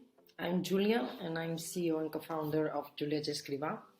And we are a sustainable fashion firm from Barcelona that incorporates NASA thermoregulatory technology. And we want to make the fashion industry more sustainable. Right now, it's the second most polluting industry, contributing a huge amount of waste to an environment that cannot take anymore. And in our current state, it's estimated that Earth will be near uninhabitable by 2050. This project was created when I was 15, and the efforts were to prevent climate change from a young age, as I always have been a climate change activist, as the other co-founder, Irene. And we want to create a new context in the fashion industry and a more inclusive space. We are developing processes that will allow for an immense reduction in the materials required to manufacture clothing. Using NASA-developed thermoregulation technology, we are creating clothes that can adapt to changing temperatures, allowing for year-round use and to reduce layers of clothing. We use timeless designs and we eliminate gender from our clothes. And we are creating a lot of collaborations with different institutions like TechSmet Alliances and Cátedra UNESCO. We created the venue that is a new program from sustainable fashion, and we are the leaders of it. Women Impact Summit can support Julia Escrivá by providing us a network of empowered female leaders as we are, and to take our business to the next level. As a startup with 2 young female founders, we understand the importance of community and mentorship to combat the trials we will undoubtedly face in the industry. If we receive this prize or grant, we want to put the money towards the continuous investigation for new smart textiles as the thermoregulatory cloth we use, as creating prototypes and to put them into the market to avoid a negative impact in the fashion industry. So thank you, and I hope we can see each other soon.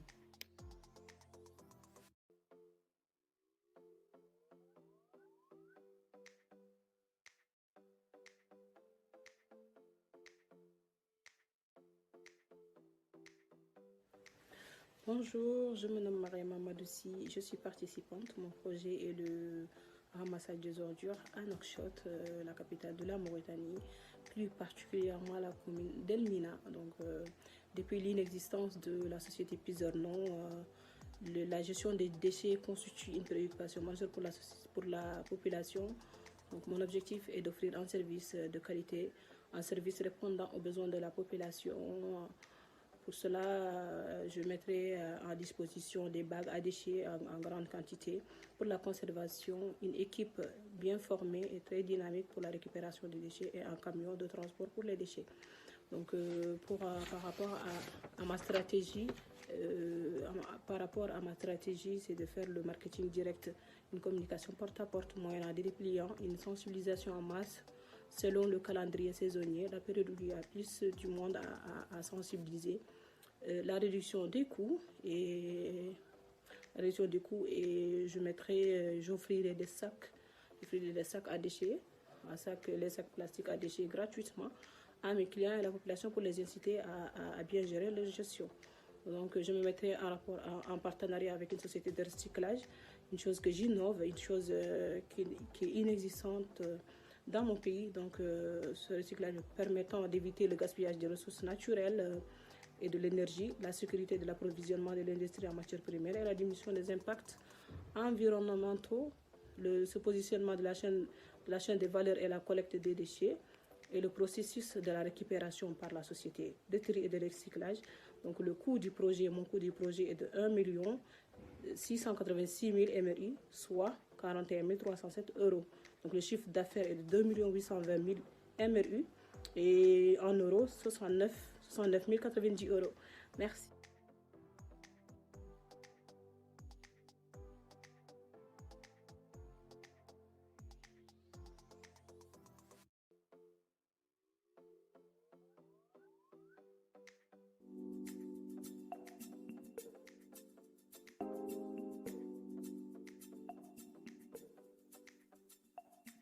What does it take to turn an asset into a digital twin? How smart is your city, your building, your business? Urbim is the first platform that allows you to manage your digital twin, independently of the level of digital information of your asset.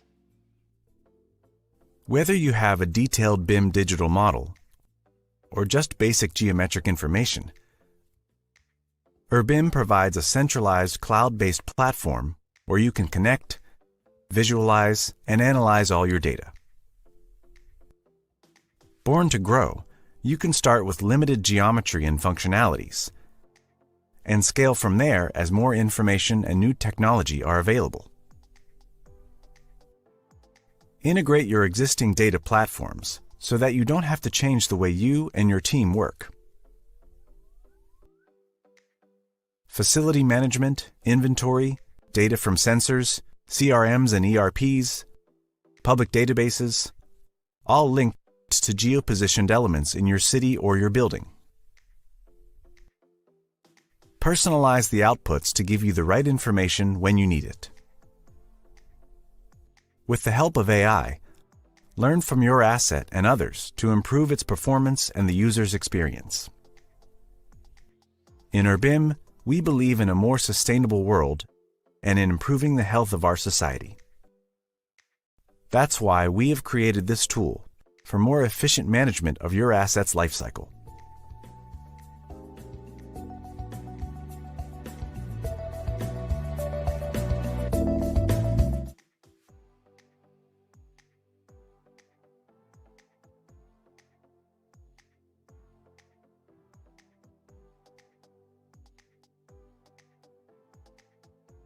Para mí es un honor como miembro del jurado dar a conocer la propuesta ganadora.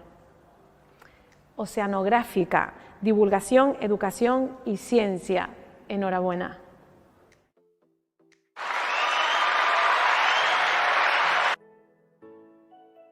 Pues Barrios Verdes es un proyecto que ha partido de una de las familias de este barrio, pero que ha venido a ilusionarnos a todos y a contagiarnos.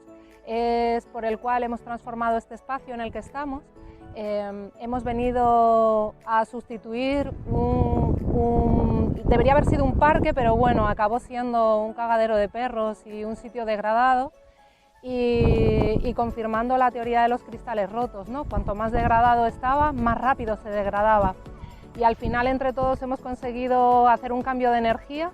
Hemos pasado de la frustración a la ilusión en el barrio y ya llevamos plantadas pues como más de 350 plantas que están saliendo adelante gracias al esfuerzo y al cariño que estamos dándole las familias, regando y plantándolas, cuidándolas, abonándolas, haciendo un poquito que esto tenga vida. Pues buscamos principalmente reconectarnos, reconectar a las personas con la naturaleza y a las personas entre sí. Cada vez estamos en un mundo más individualizado, nuestro barrio incluso tiene entradas independientes a las casas, llevábamos muchos años aquí y ni siquiera nos conocíamos. Y gracias a este proyecto nos llamamos por el nombre, quedamos para regar, nos hemos ayudado en distintas ocasiones, incluso sin tener que ver con el parque. Estamos creando barrio, que era una de las cosas que las personas que tenemos ya una cierta edad habíamos vivido de niños, pero que nuestros hijos no estaban viviendo. Recuperar un poquito el sentido del barrio. Pues aparte de que surja el efecto contagio dentro de los vecinos y que la gente cuando estamos trabajando en el parque se pare y pregunte y mucha gente pues nos felicita, hemos conseguido también el apoyo de muchos profesionales que nos han asesorado. Pues, por decir algunos, Carlos Velázquez, Marcos Díaz Beltrana, Eugenio Reyes. Hay un montón de gente que con su saber estar y su experiencia personal y profesional nos ha ido dando los consejos adecuados para que esto no sea ensayo-error y llegue a la frustración, sino que hayamos alcanzado éxito en muchas de las acciones a la primera. Y además del apoyo personal de estos profesionales, hemos conseguido el apoyo del ayuntamiento. Ha sido importantísimo que el ayuntamiento también firmase un convenio con el Cabildo, que ha sido quien nos ha aportado las plantas, y nos están poniendo el riego, que también es una ayuda increíble. Y lo más importante de todo es que las administraciones están haciendo sinergia y que cada vez son más las personas que se interesan por el proyecto. O sea que al final los apoyos se van sumando y van haciendo sinergias. Pues el siguiente paso en esta iniciativa en concreto es firmar un acuerdo de custodia del territorio con el ayuntamiento. El barrio ha creado una asociación a colación con el proyecto que hace de entidad de custodia para poderse hacer cargo del terreno, ¿no? De lo que pasa en el terreno. Pero a nivel municipal, el gran proyecto, el gran reto en este nuevo paso es precisamente hacer una red, hacer sinergias, crear el caldo de cultivo necesario en cada uno de los proyectos para poder apoyarnos y ayudarnos unos a otros y darnos soporte, que tengan continuidad en el tiempo y que realmente pues sirvamos de ejemplo para que sea una colonización verde del municipio. No, afortunadamente hemos detectado en Telde más de 25 iniciativas de este tipo y es emocionante ver las historias que hay detrás de cada una de ellas. Hay historias de todo tipo, desde historias individuales, de gente muy joven, hasta gente muy mayor, o historias colectivas de barrios enteros que después de 30 años pues, se han unido para hacer lo mismo en un solar que estaba muy degradado y restaurándolo. Luego hay otro tipo de iniciativas que son de huertos, en algunos casos huertos solidarios, que están en parterres y en zonas comunes y públicas. Y es emocionante ver cómo van surgiendo, pues, por contagio, que no se sabe ni siquiera si han oído hablar de otra iniciativa parecida o si va surgiendo porque realmente en la sociedad estamos en un punto de inflexión en la que pedimos un cambio. Ya no se puede conformar uno con ver los espacios degradados a su alrededor y no hacer nada, ¿no? Creo que en este momento mucha gente está queriendo pasar a la acción y lo está haciendo y creemos que con el ejemplo es la mejor manera de invitar a la gente a que dé el gran paso. El fin último es combatir el cambio climático, por un lado, hacer más resiliente el municipio y la isla, porque aunque mucha gente piensa que no nos está afectando, en España son más de 30.000 muertes prematuras al año y las islas son el terreno más vulnerable de todo el territorio nacional para el cambio climático y sus impactos. Entonces creemos que es una de las maneras de pasar a la acción. Y realmente aquí lo que estamos buscando es reconectarnos con la naturaleza. Nuestro estilo de vida nos ha desconectado completamente y no estamos solo sembrando plantas, estamos sembrando esperanza, sembrando ilusión.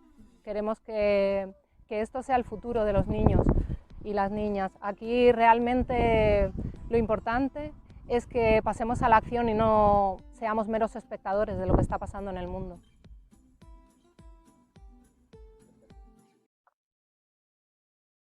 And for our next panel, Afrima 2, the territory, we're going to be looking at the territorial cooperation between Canary Islands and West Africa.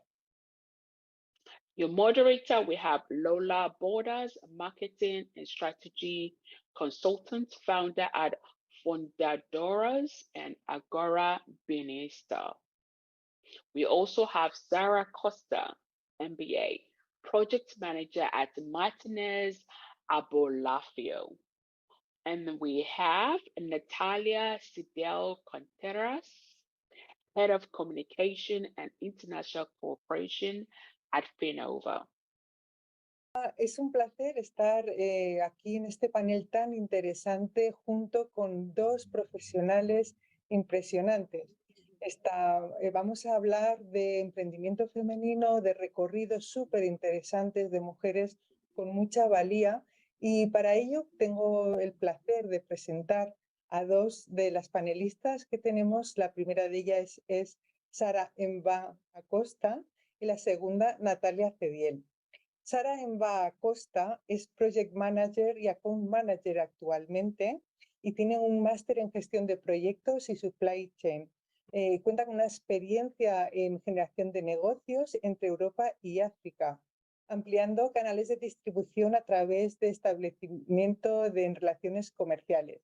Tiene 3 másters y 2 grados universitarios y actualmente trabaja en el grupo Martínez Abolafio.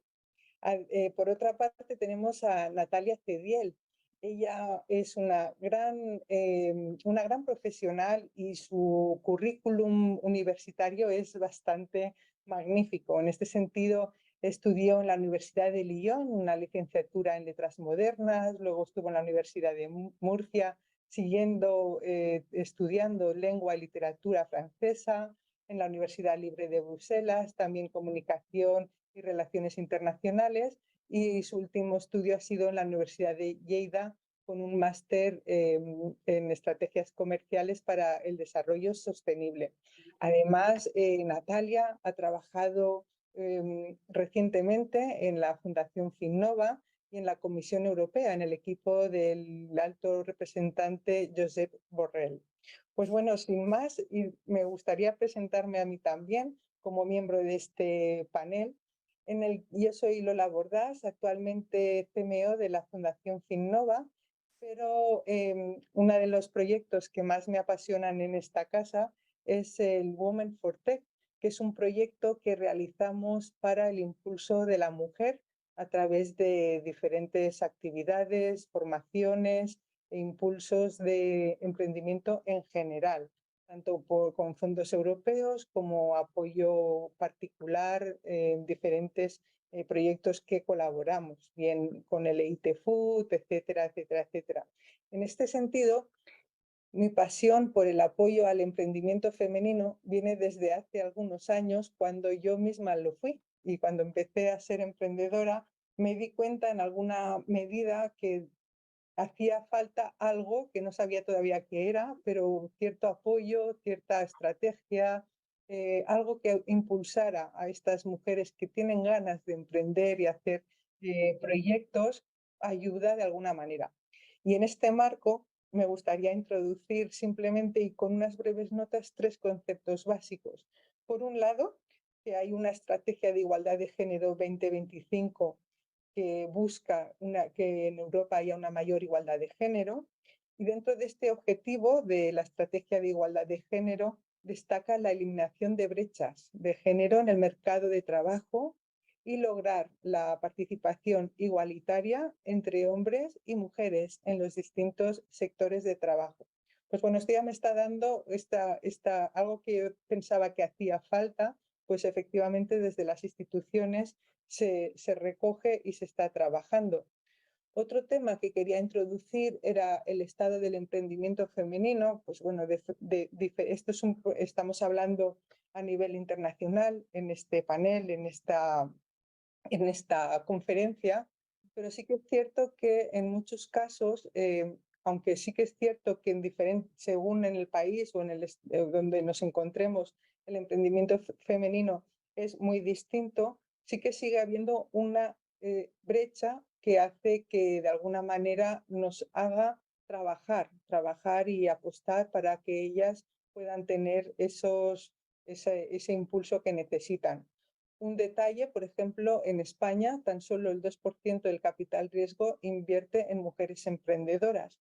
Y eso pues, nos hace pensar en qué ocurre, qué les falta a esos proyectos o qué tipo de proyectos son estos que no consiguen captar el interés de la financiación, en este caso concreto del capital riesgo. Y el último detalle que quería incluir, porque realmente hemos estado trabajando y pensamos que hay que seguir haciéndolo, es la brecha que existe en las carreras STEM como una asignatura pendiente. Porque si bien es cierto que desde la UNESCO hay diferentes estudios que dicen que las mujeres están en igualdad en cuanto a niveles de licenciatura, de máster, de doctorado, solo representan un 35% de los estudiantes matriculados en los campos relacionados con las carreras STEM. Y esto no es más ni menos importante en tanto que se estipula que el futuro es digital, el futuro, siendo un futuro digital, pues muchas de las carreras que tienen que ver con STEM son las que recogen ese futuro. Y por qué no hacer llegar a este entorno femenino pues esa curiosidad, esas ganas de participar de esta tipología de carreras, siempre y cuando les guste. Bueno, y sin más, esta pequeña introducción era simplemente para poner en contexto lo que vamos ahora mismo a hablar. Dedicándome ya a Sara en concreto, ella tiene una carrera internacional que comenzó muy pronto y de hecho apostó porque tenía una gran inquietud y quería hacer un impacto en los negocios internacionales. Hizo una transición desde un rol profesional con enfoque de procesos internos a la industria farmacéutica, pero hacía una labor diplomática en el Golfo de Guinea. Me gustaría, Sara, por favor, que nos contaras tu recorrido en este sentido. Gracias, Lola, también a Woman Impact por hacerme partícipe en este evento, en este año. Para mí es un placer estar aquí y poder compartir mi experiencia, ¿no? Como bien dices, empecé muy joven en lo que viene siendo el mundo internacional. Siempre tuve mucha curiosidad y al finalizar la carrera no estaba encontrando, o sea, esa vía donde yo pudiese aportar experiencia entre Europa y África, ¿no? Empecé en el mundo farmacéutico analizando procesos en el área supply chain, pero luego di el salto y empecé trabajando como diplomática internacional en la Comisión del Golfo de Guinea. ¿Cuál era mi principal objetivo? Por un lado, me daba cuenta que en ese área, desde la perspectiva africana o europea, no tenía referentes de mujeres que se dedicasen a ese mundo. Y me resultaba curioso, independientemente de tampoco encontraba mentores, ¿no? Bueno, dije, ok, vi esa necesidad, dije, ya en vez de quedarme aquí lamentándome de cómo hacer este proceso o de quién inspirarme para hacer ese proceso, voy a hacerlo, voy a crearlo y voy a hacer la inspiración para otras.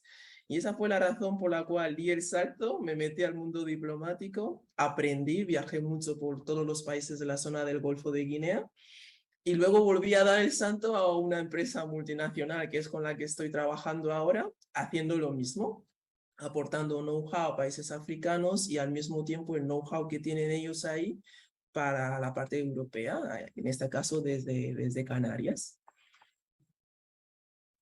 Qué bueno. Sara, pues la verdad es que ese es no sé, lo que nos inspira, ¿no? Decir, bueno, pues yo veo que a lo mejor esto, no, pues yo lo hago y ¿por qué no? Pues que otras mujeres de alguna manera puedan verme a mí como referente o en cualquier caso seguir la estela de esto que he estado realizando. Fenomenal. Sara, pues ahora pasamos con Natalia. Natalia ha trabajado en diferentes proyectos internacionales, europeos, algunos en el marco de la sostenibilidad, en el que ha habido también aceleradoras, que gran parte de las personas que han estado implicados eran mujeres, con proyectos innovadores en la sostenibilidad. Y también ha trabajado, como hemos comentado, en la Comisión Europea. Cuéntanos esta visión europea que tienes, Natalia, de tu trabajo reciente. Muchísimas gracias, Lola, y el Woman Impact Summit por esta invitación. Realmente es un honor poder inspirar a través de estas experiencias que os comentaremos en este panel, porque, bueno, es verdad que estamos en una Unión Europea que está impulsando muchísimo este empoderamiento femenino e incluso la juventud, ¿no? Los jóvenes como yo, este año, para los que estamos en este mundo europeo, es el año europeo de la juventud. Y es muy importante tener esto en cuenta, porque si bien una de las consecuencias que ha tenido la pandemia, ¿no?, ha sido ese choque para los jóvenes, para nuestro futuro. Y en mi caso, por ejemplo, yo estoy impulsando mucho cuestiones, proyectos, iniciativas de la Unión Europea, pero también, como menciona Lola, quiero trasladarlos a América Latina por unas razones muy particulares, y es que, pues primero soy de allí, soy de Colombia, y me interesa muchísimo ese aspecto de transferencia de conocimientos. Yo pienso que, digamos, todo ese recorrido que he tenido, esa experiencia tanto profesional como personal, ¿no?, de viajar, de estudiar en múltiples países, estar en instituciones europeas, en fundaciones como la Fundación Finnova, me han hecho comprender un mensaje muy importante, y es tal vez el mensaje que me gustaría trasladar hoy, y es que todos y todas las mujeres, es que tenemos un poder, todas tenemos un poder. y debemos descubrirlo para luego compartirlo, ¿no? En mi caso, pues, por ejemplo, como ha mencionado Lola, ha sido esa comunicación, ¿no? Esa comunicación de proyectos europeos que tienen un impacto positivo en la innovación, en las mujeres, ¿no? Y luego todo ese conocimiento trasladarlo a otros países, a otras fronteras, porque eso es lo importante, el compartir, en mi opinión. Y bueno, pues esa es más o menos la iniciación de, de mi... Muchísimas gracias, Natalia. Pues la verdad es que es fantástico, ¿no? Que todo lo que tú has aprendido, lo que has vivido, tengas esa capacidad y esas ganas de compartirlo. Bien, con los proyectos internacionales en los que has estado, has aprendido también a cómo se puede compartir y cómo se puede financiar con fondos europeos esas ideas que pueden efectivamente generar lazos. Pues fenomenal. Sigo ahora con Sara. Ella con toda la visión internacional o tú con toda la internacional que tienes, me gustaría que nos dijeras si es este área internacional de una empresa un entorno que favorece la aparición de mujeres directivas o por el contrario, crees que hay algunas barreras o bueno, ¿cuál es tu visión en este sentido amplia que tienes de los diferentes mercados internacionales o qué territorios pueden ser más amigables o menos amigables que otros? Sí, pues mira, Lola, la verdad es que yo creo que en este ámbito, en la parte internacional que me estoy dedicando, actualmente se están dando más el rol de la mujer, ¿no? Sobre todo desde esa perspectiva de liderazgo, empiezan a considerar que realmente nosotras somos las que mejor asentamos estos proyectos, ¿no? Pero ¿qué pasa? Que en función del tipo de empresa privada u organismo hay ciertas limitaciones, sobre todo de cara a las mujeres que quieren ser madres, porque es un ámbito muy exigente. A veces tienes que viajar muchísimo. El conocimiento de los dos mercados, de estar en un sitio u otro, esas ganas de querer transmitir conocimiento de un lugar a otro, como dice Natalia, ¿no? Te exige mucha dedicación y mucho tiempo, ¿no? Se está dando se está dando posibilidad a la mujer, yo hablo sobre todo desde la perspectiva de la mujer africana, por el tema de liderazgo. Nosotras tenemos mucha madera ahí y poco a poco se va abriendo esa brecha, ¿no? Pero aún nos falta muchísimo. Desde el ámbito aquí canario, que en alguna entrevista lo he podido decir, yo la necesidad que veo es que la gente quiere meterse, pero no está del todo preparada, ya sea por el tema de idiomas o en la propia exigencia de estar constantemente informados sobre los cambios de los mercados, el entorno VUCA en el que nos encontramos, en los diferentes sectores, porque yo no solo estoy en el sector retail, tengo que entender el sector de la distribución, también tienes que entender el sector turismo, tienes que entender mucho de todo un poco los organismos gubernamentales, las leyes que cambian, ¿no? La gente quiere meterse, es apasionado, o sea, es apasionante, perdón, pero también hay que estar a la altura de ese constante reciclaje que exige la propia área, ¿no? Y ahí es donde a veces se da la brecha y la gente se tira un poquito para atrás y dice, no, no, mejor me quedo en este punto, ya no das un saltito más de un puesto más elevado. Exactamente, todo cuesta muchísimo esfuerzo, mucho Sí. esfuerzo. Y sí que es cierto que una de las cosas que has dicho, que a lo mejor en el momento de la vida en la que una persona esté o las peculiaridades, tiene familia, no tiene familia, tiene que atender tal, pues efectivamente hay veces que no se puede o no se llega por las características o las necesidades del propio trabajo en sí. Y Sí. eso también limita, está claro, la llegada y la repercusión y el crecimiento en este estilo profesional. Pero luego hay alternativas que ya te contaré después, la siguiente pregunta, porque siempre queda esa brecha de cómo puedes aportar más y hay mil maneras diferentes, como dice Natalia, todas tenemos un poder, tenemos algo diferente que aportar, que no siempre es en una línea recta hacia un puesto directivo en una organización internacional, pero existen otras maneras, que tú mismo te creas tu propia flexibilidad, ¿no? Tu propio horario y lo que quieres aportar. Entonces también existe esa posibilidad. De verdad que sí.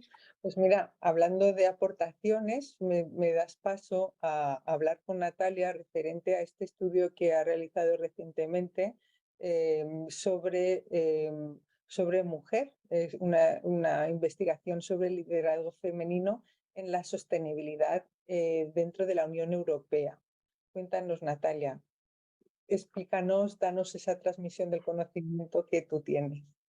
Sí, bueno, primero comentar que este trabajo investigativo obviamente tiene un componente muy importante y es esa importancia, ¿no?, de esa visión holística y sistémica que tenemos como mujeres, porque la sostenibilidad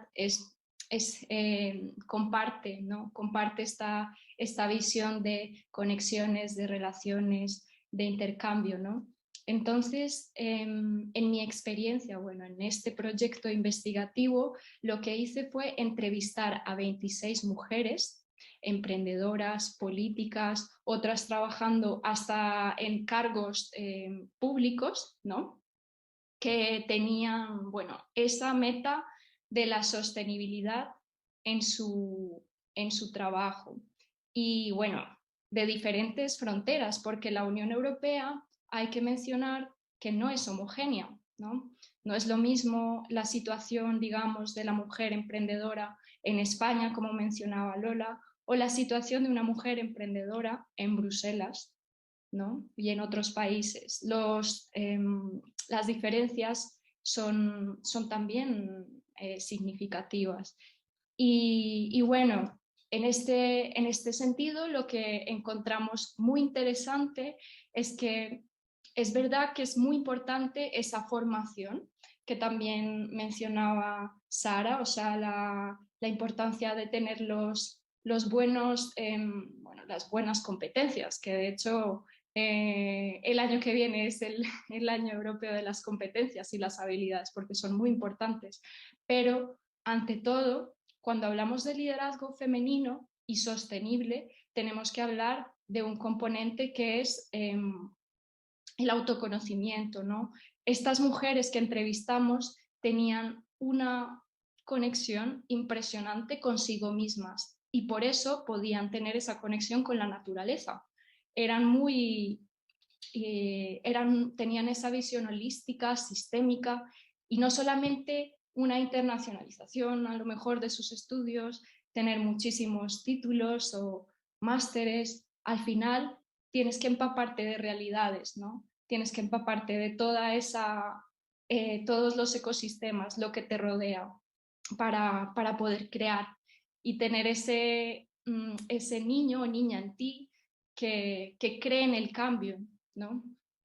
Y bueno, en ese sentido, por ejemplo, bueno, pues nosotras encontramos algunas cuestiones muy interesantes, y es que estas mujeres emprendedoras, ¿no?, sobre todo hablando del tema de emprendedoras en este panel, están anteponiendo esos aspectos medioambientales y sociales en la sostenibilidad, y por eso a veces tienen algunos retos. O sea, los retos son, por ejemplo, la poca confianza, ¿no?, o sea, a las empresas que son no convencionales, a los negocios, a los emprendimientos, las innovaciones que son diferentes, que tienen más un enfoque de propósito social y medioambiental, aunque esto ya está cambiando poco a poco, ¿no?, porque nos estamos dando cuenta de que este modelo no está funcionando,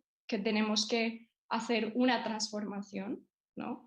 Y esta transformación puede conseguirse con un tipo de liderazgo que no necesariamente lo podemos encasillar en femenino, porque puede ser un liderazgo transformacional, ¿no?, y más inclusivo, de comunidad, de pensamiento, en un pensamiento de empoderamiento de los equipos, de un beneficio para todas las personas, de relaciones más empáticas, ¿no?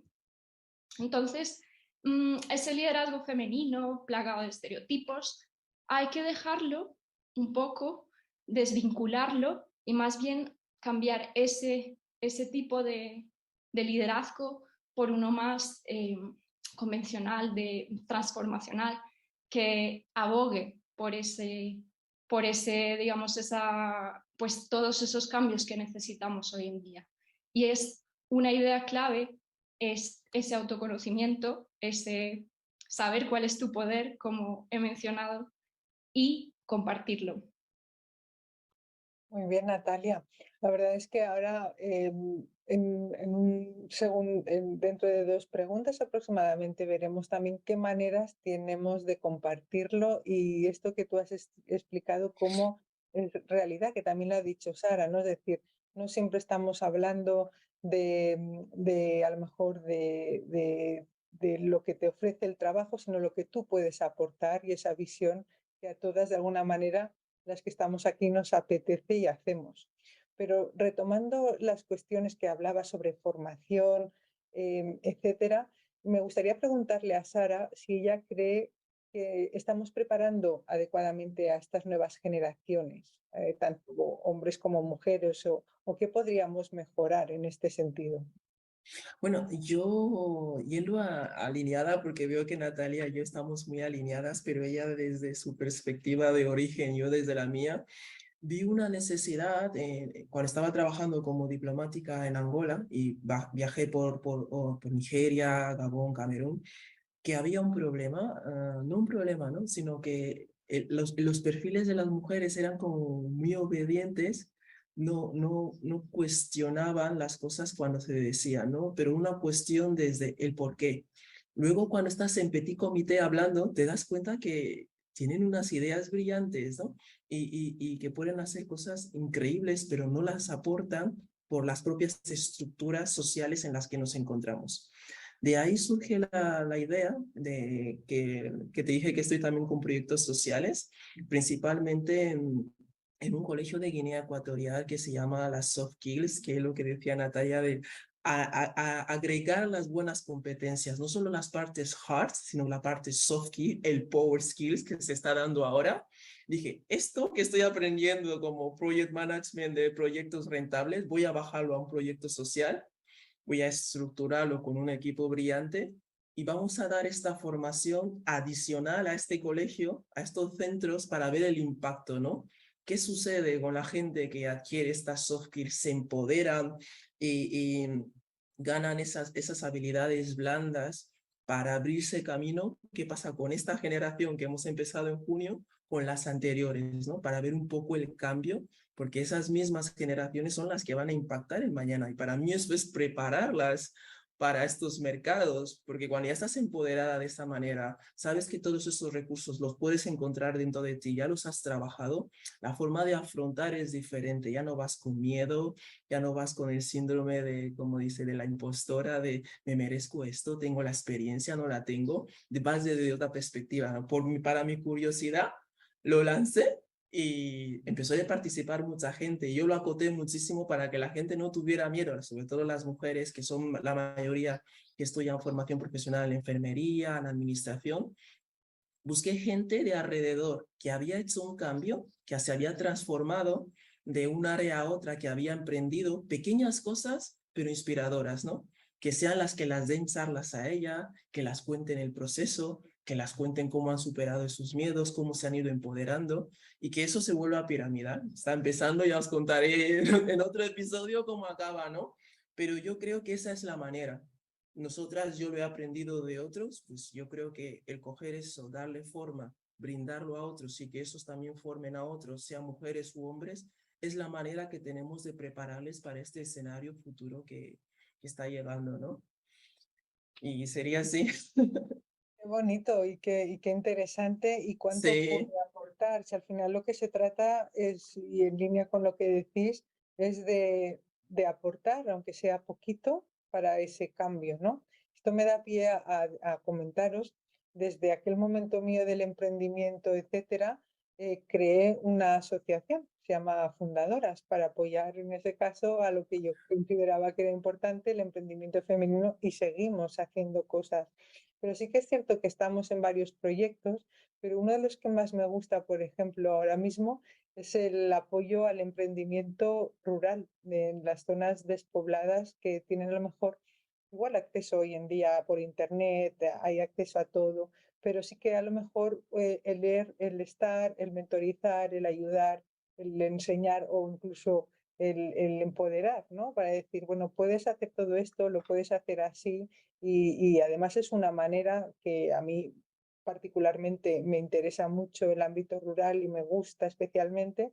Considero que es una posibilidad, un motor de cambio para un futuro, de unos nuevos proyectos que estén allí generando riqueza, tanto para ellas, para todo el mundo, y considero que es muy importante. Entonces, estoy muy alineada en esto que decís de pequeñas cositas que puedan hacer cambios en un futuro. De hecho, desde esta asociación decimos que nuestro logotipo es una mariposita. Y lo que decimos es que el aleteo, como bien sabéis, de una mariposa se puede oír o se puede notar la repercusión y el cambio en otro lado del mundo. Y esas pequeñitas cosas son lo que hacen que efectivamente todo nuestro entorno cambie. O sea, ya pensando en grande sí se puede, por supuesto, siempre, pero bajándonos a la acción de cosas que estén a nuestro entorno y que efectivamente puedan cambiar y hacer un futuro mejor, el que nosotras queremos o el que nosotras soñamos. Claro que sí. Muy bien. En este sentido, Natalia, ¿tú qué crees que se podría hacer algo actualmente para impulsar a las mujeres en este sentido en emprendimientos? Bueno, cuando hablamos de emprendimiento a veces podemos pensar en grandes proyectos internacionales en los que muchas veces nos movemos, pero también un emprendimiento es la que decide pues ir por cuenta propia y montar un negocio y hacerlo y vivir de eso, administrarse su tiempo y generar pues, el bienestar que pretende para su vida. Entonces, ¿qué opinas, Natalia, en este sentido? ¿Qué se podría hacer para impulsar a estas mujeres? Yo creo que, bueno, Lola, como has mencionado, las pequeñas cosas son las que cuentan muchísimo más, tienen mucho impacto en las personas. Por ejemplo, muchas veces las mujeres tenemos complejos físicos, ¿no?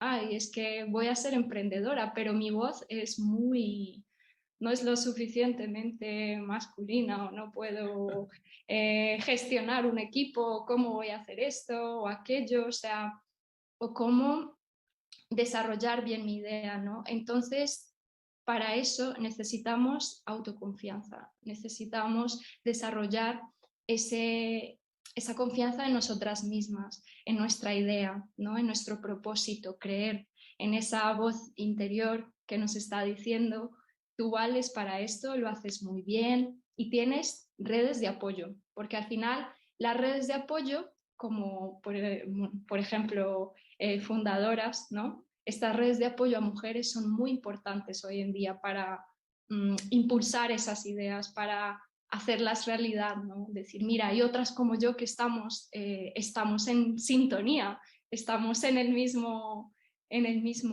bueno, nivel, que queremos realmente aportar y creemos en un cambio, ¿no? Creemos y somos valientes. Y luego, otra cosa muy importante, yo creo, y bueno, Sara lo mencionaba, los referentes. ¿Qué pasa con los referentes? Es verdad que a veces en algunos campos, como los STEM, los referentes se quedan cortos.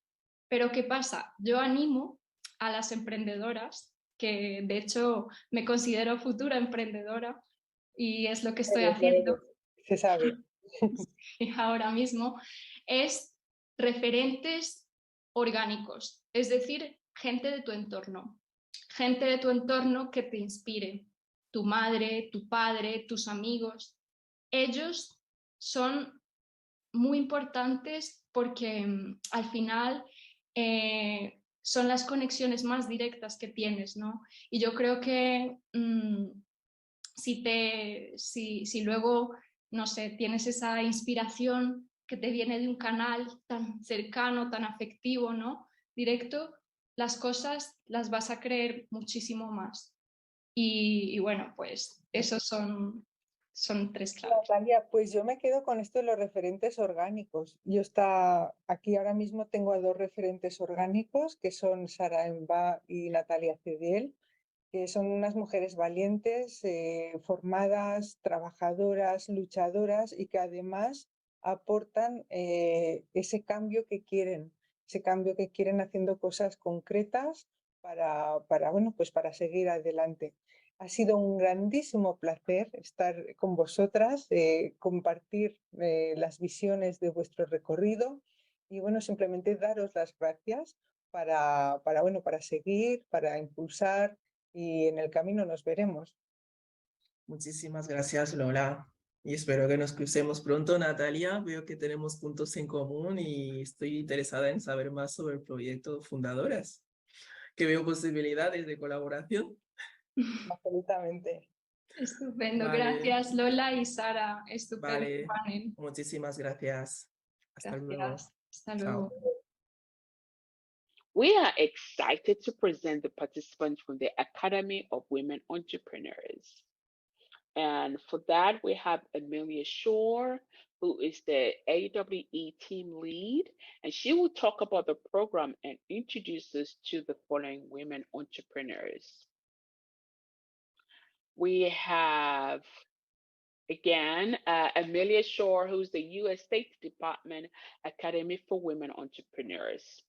We have Bharati Katholo, who is the founder at Bar Noor El Cat Industries and Elawines, Botswana.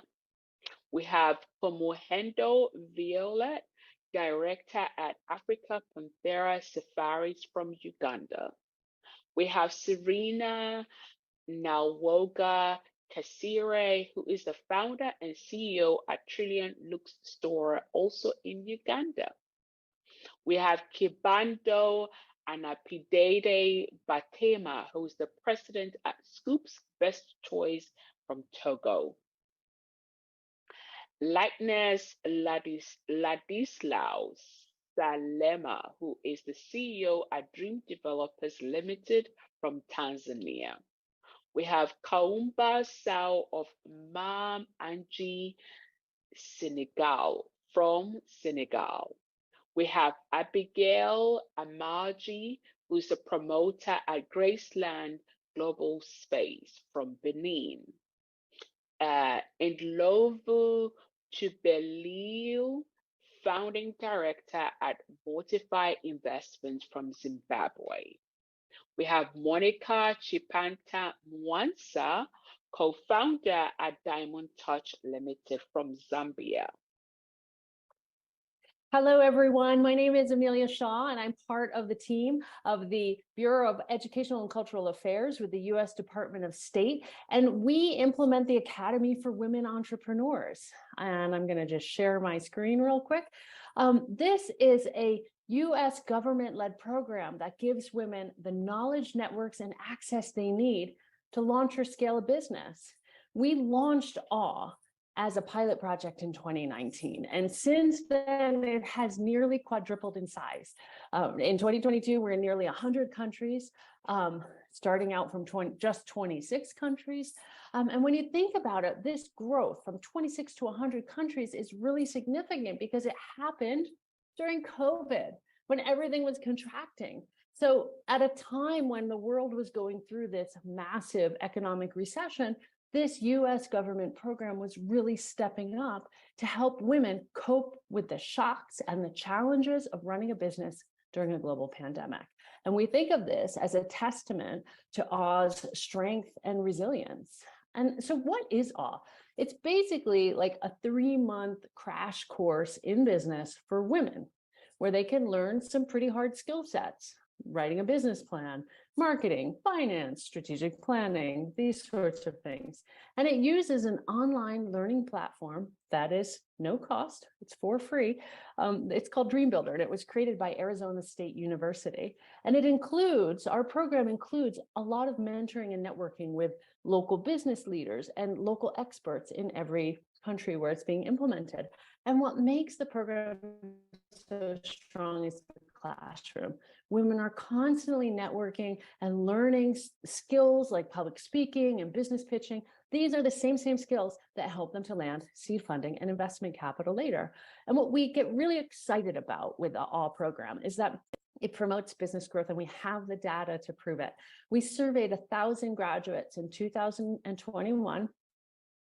3/4 of them, or nearly 74%, said that their income grew after completing the program, and nearly 1/3, 29%, said that they hired more people in their business.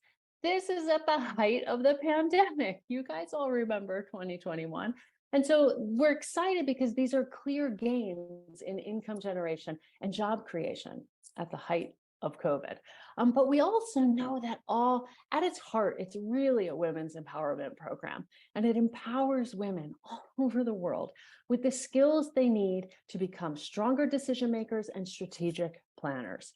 Women tell us that after completing this program, they are more confident and they have a better perception of themselves as a businesswoman, and they are better able to sell themselves along with their product and services. So these are the skills that have helped women to adapt to the shocks from COVID and create jobs and wealth in local communities in nearly 100 countries around the world.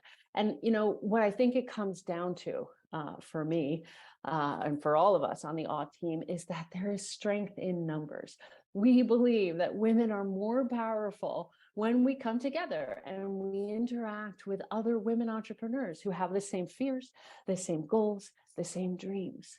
And if there's one thing that we hear over and over in the ALL program, it is women saying, I drew strength and inspiration from my classmates, and I know if she can do it, I can do it too. So you don't need to hear this from me. I would prefer that you hear it from the wonderful women from Africa who are all alums and graduates of the ALL program and who are joining me here today. Thank you very much. Hello, this is Barati Katlolo from Airlines here in Botswana. The worldwide pandemic has undoubtedly changed the world as we know it and has profoundly affected everyone living during this turbulence, which led every industry in the global market to be affected in terms of supply chain issues.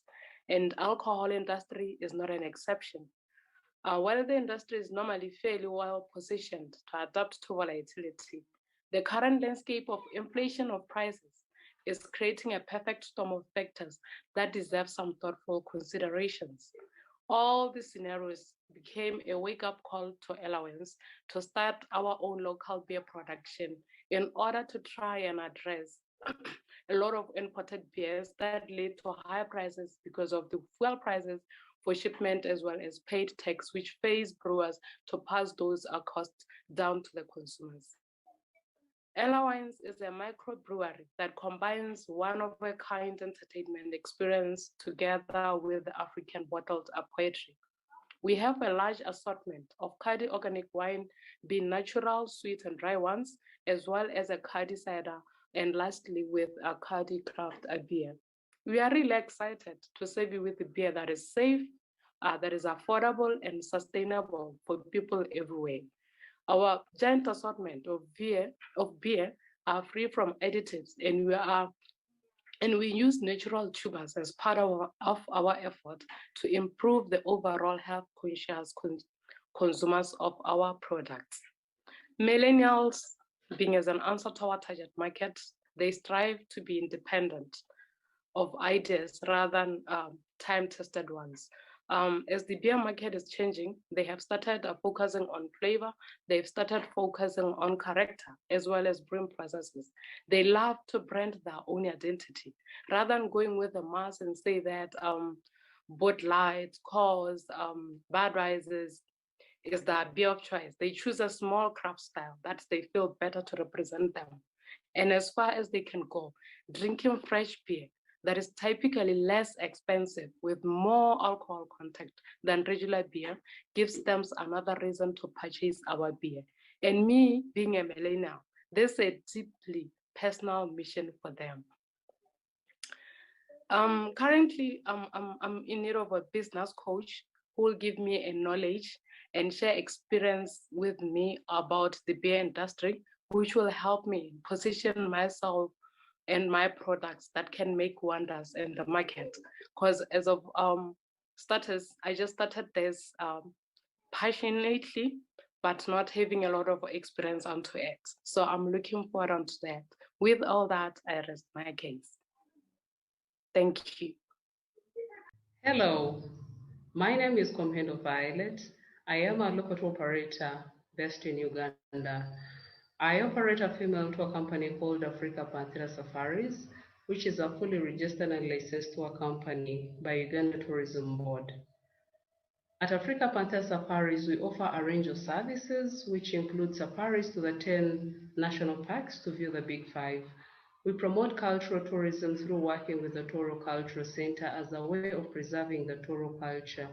We promote adventure tourism through hiking the Rwenzori Mountain and cycling around the 53 crater lakes in Fort Portal as a way of promoting responsible tourism and sustainable tourism.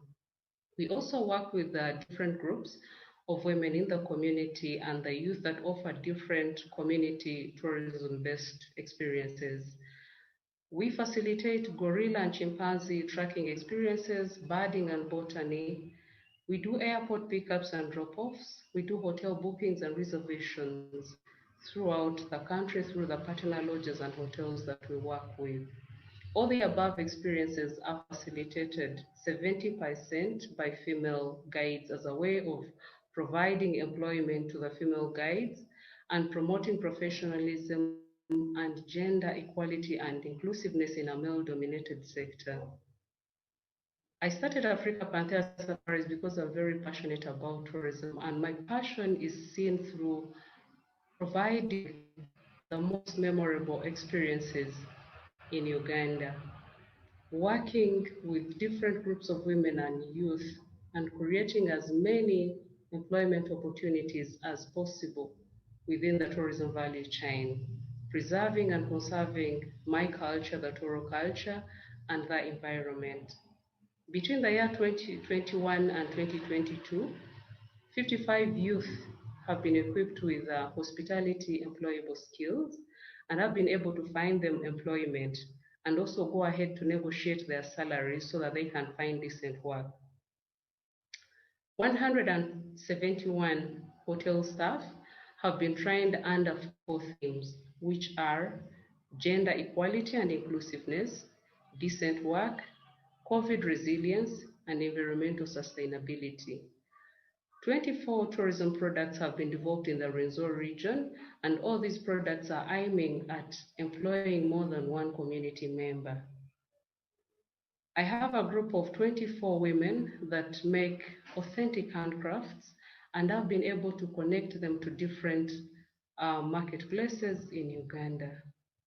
Because of the gender-biased mindset in the tourism sector that is male-dominated in Uganda, I have had an interaction with many female guides that have been trained, but then they never find employment. Based on that and the training I got from the Academy of Women Entrepreneurs, I have started a mentorship program for the female guides. So far, I have 4 girls. Actually, there are 6 girls under my mentorship at Africa Panthera Safaris. I'm trying to make sure that they find employment, they are mentored, they are coached, and I'm instilling in them a spirit of, if I hold your hand, you hold another girl's hand and another girl's hand, so that we can be able to create a strong link and chain that can fight the gender inequality that is happening in the tourism sector. I appreciate the Academy for Women Entrepreneurs for giving me the knowledge, the confidence to hold other girls' hands. Welcome to the Pearl of Africa. Employ a female guide, conserve the environment, conserve the Toro culture by traveling with Africa Panthera Safaris. For more details, you can contact us at info@africapantherasafaris.com, www.africapanthera.com. On Instagram, we are on Africa Panthera Safaris.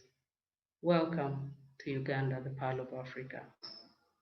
My name is Serena Kasirie. I am the founder of Trillion Look Store.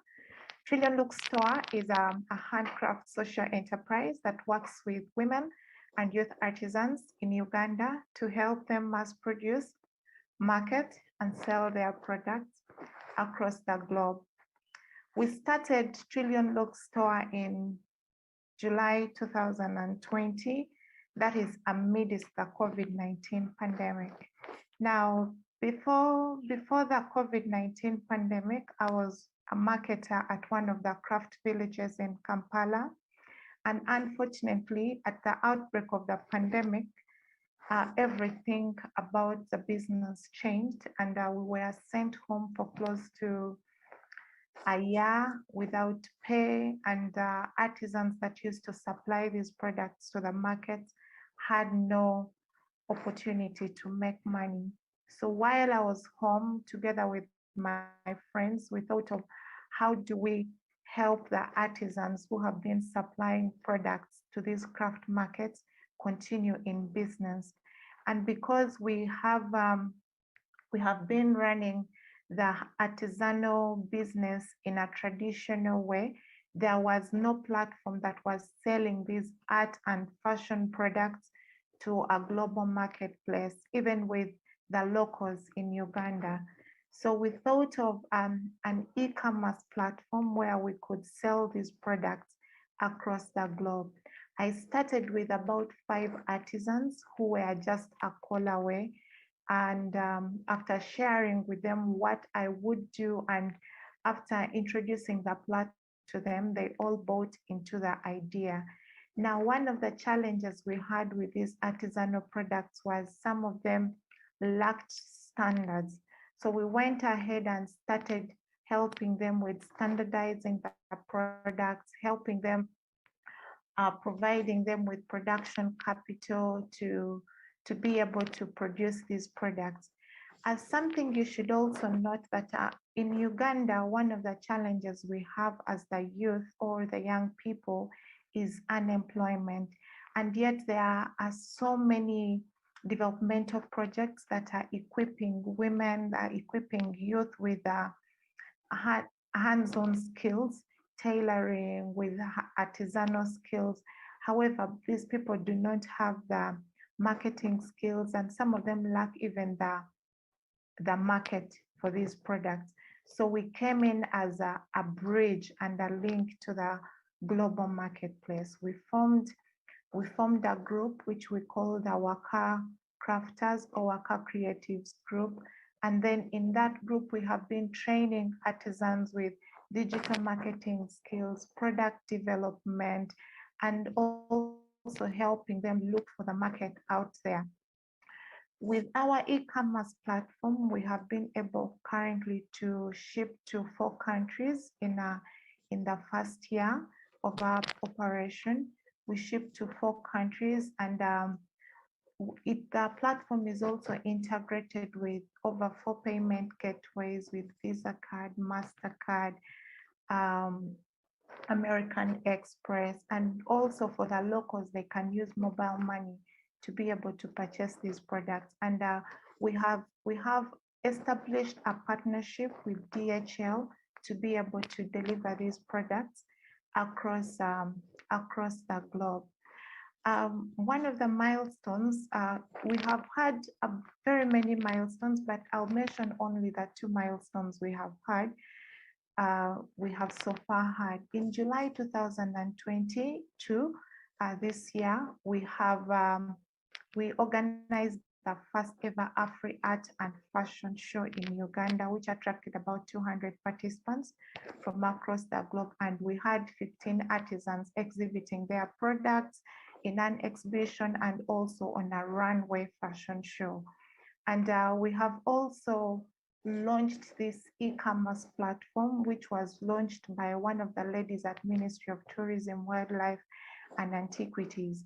And I'm glad to say that because of this platform, I have been able to train over 400 artisans across the globe in digital marketing, across Uganda in digital marketing skills.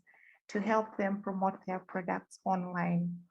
I would like to thank the Academy for Women Entrepreneurs for this opportunity that it has given me to share about my business to everyone online today. And I look forward to sharing more about my business, and you can find me online at trillionlooks.store. Thank you very much for this wonderful opportunity. Hi, everyone.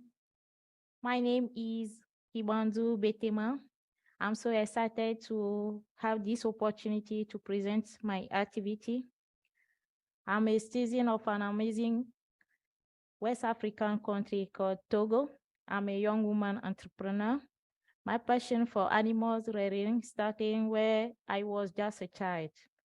I'm the owner of the agricultural farm and poultry, La Prosperity, and also the president of the cooperative named Best Choice, which started with a team of 5 people, all passionate about agriculture and poultry farming. My venture started with an observation made during my farming and poultry rearing activities. The population where I am working live in extreme poverty despite the fact that they are hardworking people. Moreover, there are farmers who are using chemicals that have harmful consequences on human health and contribute to the degradation of the soil, making the harvest poor.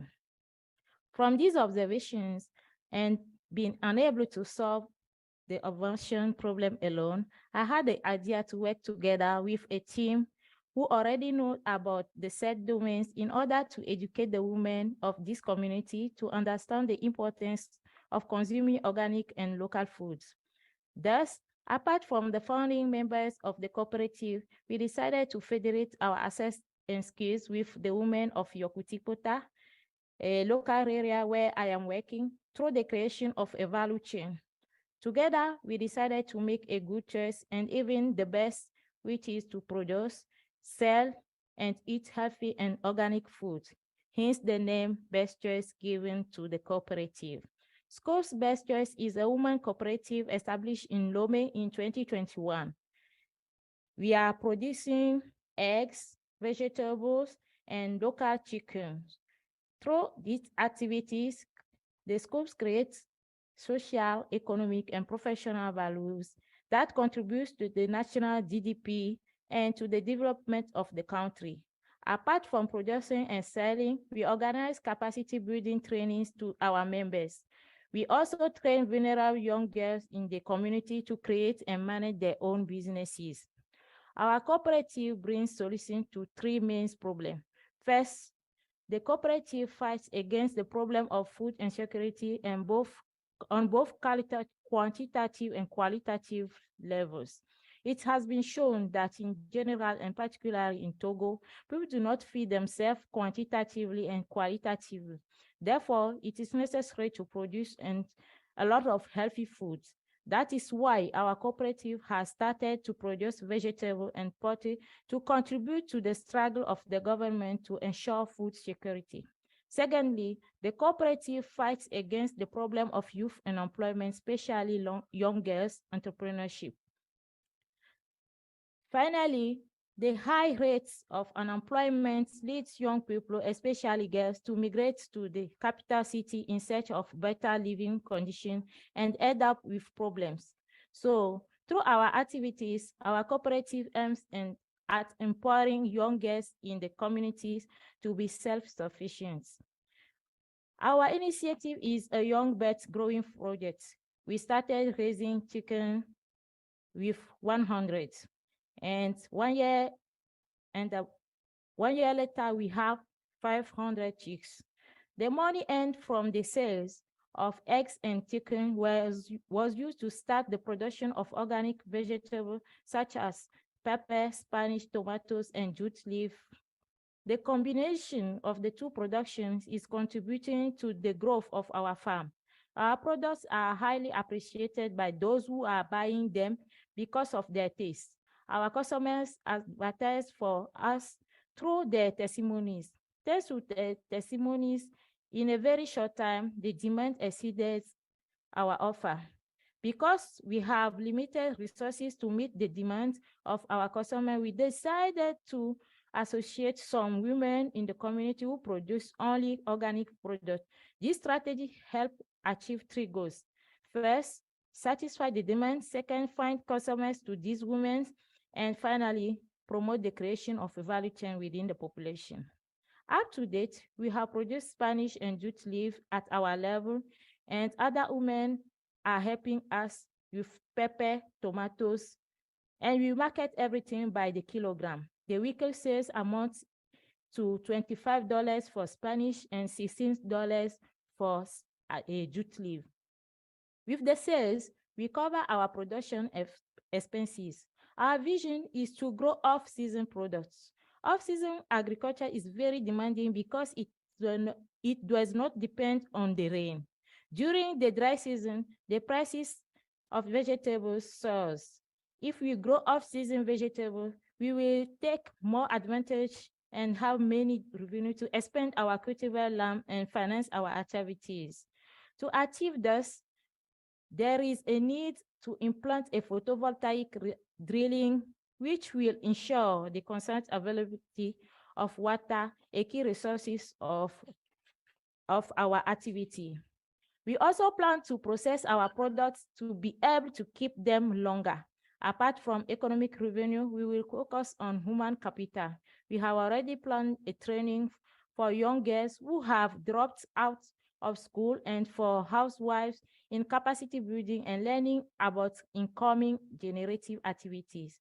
This will empower them financially and will yield tangible changes in the population of Yokutiputa.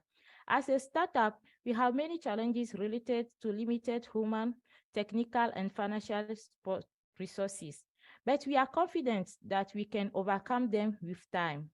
So together, we are going to do our best to overcome our challenges and reach our set goals. And to achieve this, a technical and financial support will be a great help to support the activity of the cooperative. Definitely, I call on everyone to join our fight against imported and non-organic products that seriously harm to the health of our population. Join our project to encourage local and healthy consumption.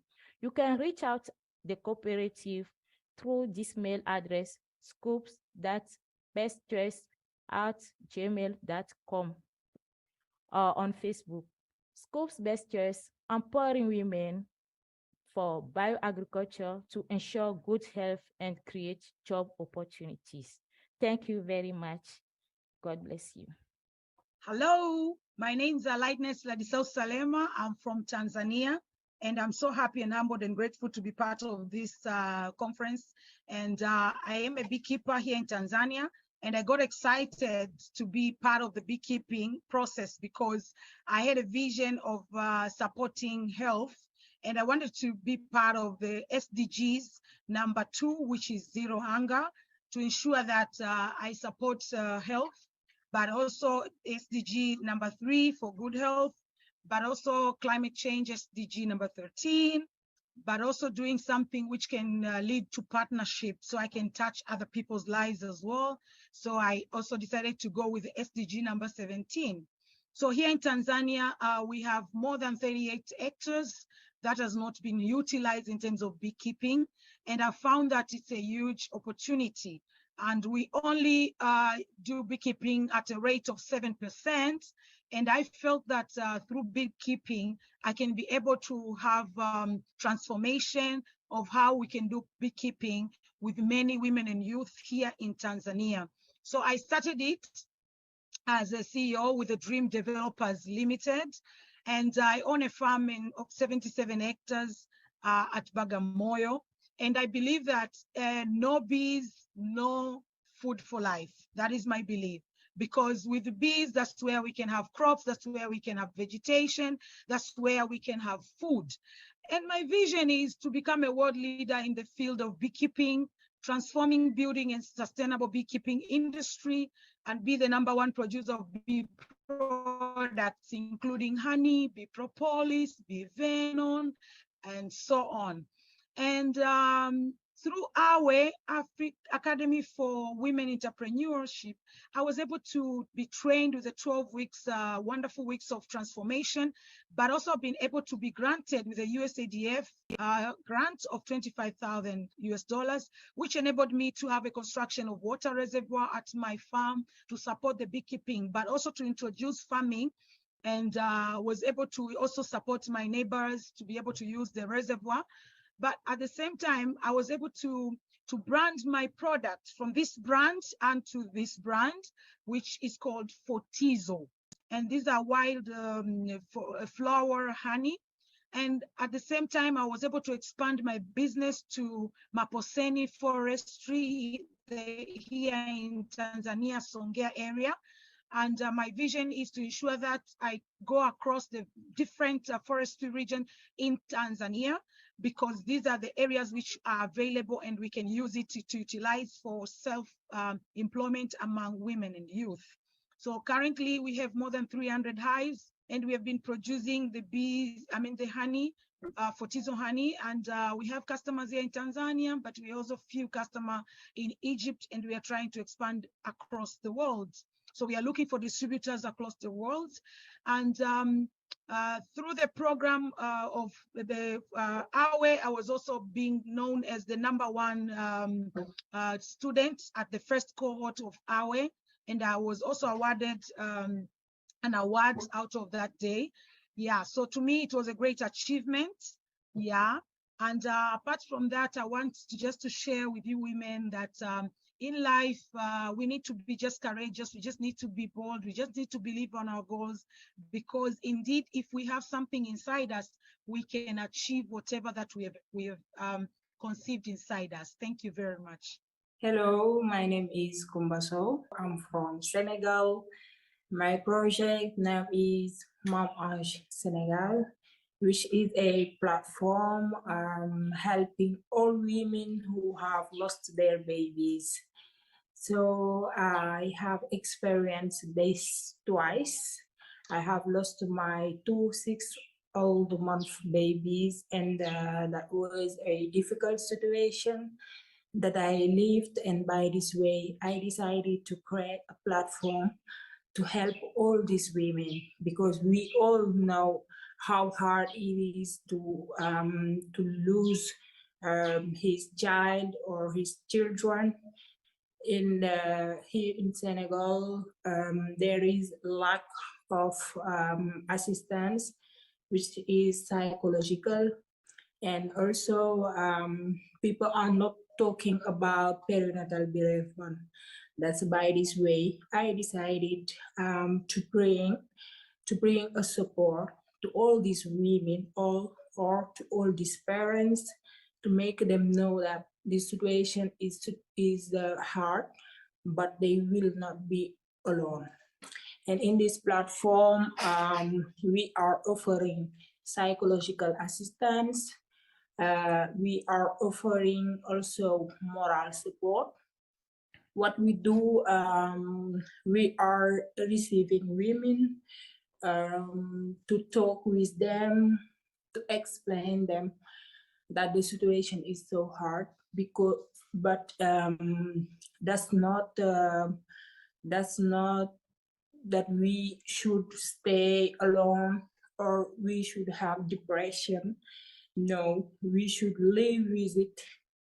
So the most important is to know how to do to support this, and how to do to live with their hard situation, and also to bring another thing or new thing in their life. So as I'm a nurse, I am working with doctors, with psychologicals. I'm working with other doctors also to form people who are working in the hospital on how to announce death to parents, because we don't have knowledge about this. When we are in the hospital, and we have deaf. We don't know how to announce this to parents. So we are working on this subject in order to form all nurses, all doctors on about how to announce deaf. It's about Mom Ash platform. That's what we are doing. We have celebrate what we call the International Day of Perinatal Bereavement. That was the 15th of October. And by this way, we are handling other activities about this platform. Thank you. How many people know about AWEB, about TEP, about YALI in French's country? Not much. I'm Abigail Amaji, the promoter of Graceland Global Space, which is a standing stone for the establishment of companies. The country being a French-speaking country, many are not interested about improving their English language skill, which is a language source of 90% of financial opportunities and arts that reach us. Analysis shows that the translation machine and bilingual dictionary we use do not translate at 60% the real meaning of sentences, especially when it is about science. So it will be better to have a background in English and then work with terminology in each domain. Tell me, what's your field? What's your domain? Are you in medicine? Are you in technology? Are you in agri-food domain? You need English to distinguish yourself from the mass. You need English to go beyond the boundaries of your country. This lack of English language prevents business women to access to the international market and to negotiate with English partners, also to subscribe to financial aid. Thereafter, there is a great number of companies. In my country, Benin country, the agri-food company is just increasing. During 2021 to February 2022, we trained 160 women in agri-food domain who use their English language skill to access to financial aid.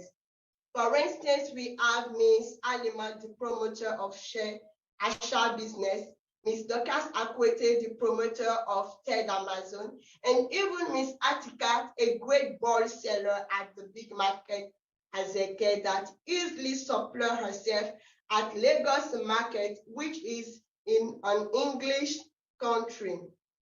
The demand in English language training for business women is increasing. For having training 160 women in agri-food domain, we made an income of 24 million francs.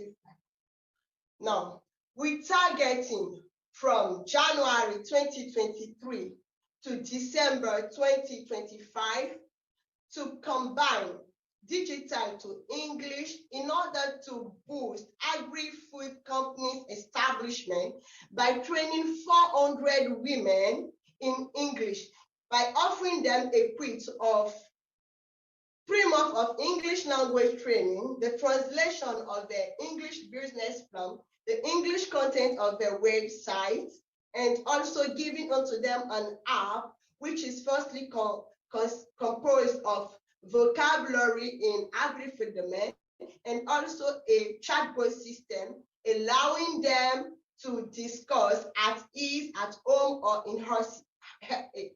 in their office. My team is composed of 3 English language coaches, a web developer, an accountant, and I. We need a funding of 18 million to launch the app, to better equip our English language lab with furniture, with projector, with Wi-Fi, the employees' salary, and we have a personal support of 25%. Now, the return on investment of the investor is going to be 5%. Thank you. Hi everyone, my name is Tubeli Shendovu, all the way from Zimbabwe in Africa. So I run an organization called Fortify Investments, which is a registered developmental microfinance institution that lends to women and young people. So the reason why I set up this microfinance institution is because I'm a banker by profession. And during my years working in the banking sector, I realized that if a customer would come to the bank and showed us that they were desperate for money, we wouldn't give them. But if a customer would come to the bank and had money, and had systems in place, we would give them the money. So money was going to the banked at the expense of those who were unbanked. So if you were out, it's either you were out or you were in. If you were out, you were out. And if you were in, you were in. So I then decided to take all those gaps that I'd seen in the financial sector and made them into a module for training women. So we train our women in financial literacy and entrepreneurship. We train them how to put systems in place in their businesses. We train them how to be funding ready. We train them how to be bankable. We train them how to refine their ideas, how to get a market. We link them with markets and buyers. We encourage peer-to-peer linkages. And this gave birth to another organization that I founded, which is actually intertwined with the microfinance. And that organization is called Person Point Africa. So Person Point trains African women in entrepreneurship and financial literacy. So far we've trained over 5,000 women in Zimbabwe, South Africa, Rwanda, and Uganda. And most of the women that we have trained actually realize that they don't even need the loans after that. And some actually can harness their own funds, from other sources, other cheaper sources, because now they're financially free. And our repayment rate at the microfinance has been documented at over 92%, because most of our clients understand what it means to have a credit record. They are now financially free. They have attained financial freedom. And our goal, our 5-year goal, is to actually reach more clients and have a higher impact, both in the microfinance and in the training organization. So in Zimbabwe, I'm a facilitator for the Academy for Women Entrepreneurs, which is our. So we avail educational resources to women using US-style interlocutors and business enablers. And the women have undergone tremendous success. And when it comes to Person Point in Africa, our women have been featured on local and international media. Some of them have become CEO of the year, Pharma of the year, Biotech of the year. Some of them have even become Mandela Washington Fellows. Some of them have become tech women. The Person Point women are doing wonders. And we also do cross linkages, and we twin up the women from South Africa with the ones from Zimbabwe. We twin up the ones from Uganda with the ones from Rwanda or Zimbabwe, depending on their needs. So, and also we have a strong and a robust network on WhatsApp and on Facebook of the women that we have trained, of our alumni, where they keep in touch. We track their progress, we write their impact stories. You can check them out on personpoint.com and on Spotify.com, and you see their progress. Thank you so much. Hello, my name is Monica Chipantamanza. I'm a lawyer by profession, as well as a co-founder for Diamond Touch Limited.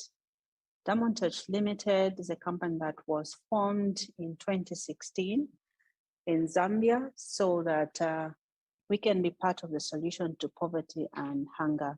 Our belief is premised on value addition to agro products, and currently we are actually adding value to the cashew nuts. We sort and package the cashew nuts, and then from the broken pieces, we make the cashew butter. So we are into sorting and packaging the cashew nuts and supplying them. That is the raw and roasted cashew nuts, as well as the cashew butter to the chain stores across the country in Zambia, as well as a few local supermarkets. We decided to open up our company with that vision and belief that I talked about, so that we can be part of the solution to poverty and hunger and unemployment through addition of value to agro products. With this, then we'll be able to create employment to the locals and also help to eradicate poverty in our community and Zambia at large. Currently, as Diamond Touch Limited, we are in the process of setting up our own processing plant in Western Province. We have already bought the machinery and we are 75% through completion to setting it up. With that, then we'll be able to process our own cashew nuts, and we'll also upscale the production volumes.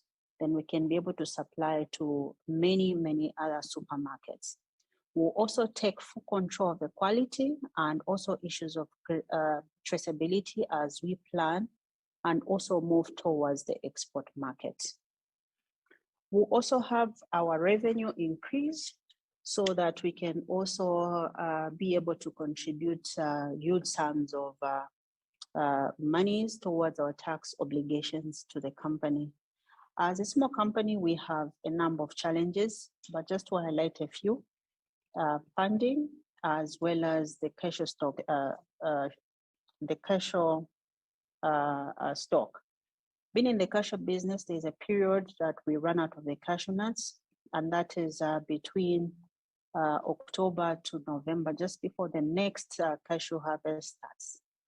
So in order to mitigate the shortage, our plan is to be able to buy in bulk as the harvest season is starting. Of course, to do that, we need money.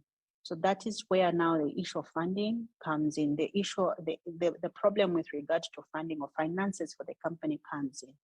So with that, then we hope to actually raise funds from the profits that we'll be able to make as a company, and then also from the savings by the shareholders. Then we can be able to buy in bulk. We have a dedicated team of passionate people within our management. That is the managing director, who's a social and economic policy analyst, the procurement officer, as well as myself. That is it for Diamond Touch Limited for now. Thank you. And once again, thank you so much for joining us for another year of Women Impact Summit. We're already working on next year's summit, and we can't wait to hear from you. We have plans for you, so do send us your feedback. info@womanimpactsummit.com, and don't forget to follow us on Instagram at Heroikka and Women Impact Summit. Thanks again to our sponsors, our community partners, our production team, our interpreters and organizers. We wish you all a very wonderful 2022, and we look forward to seeing you again in 2023. Thank you again.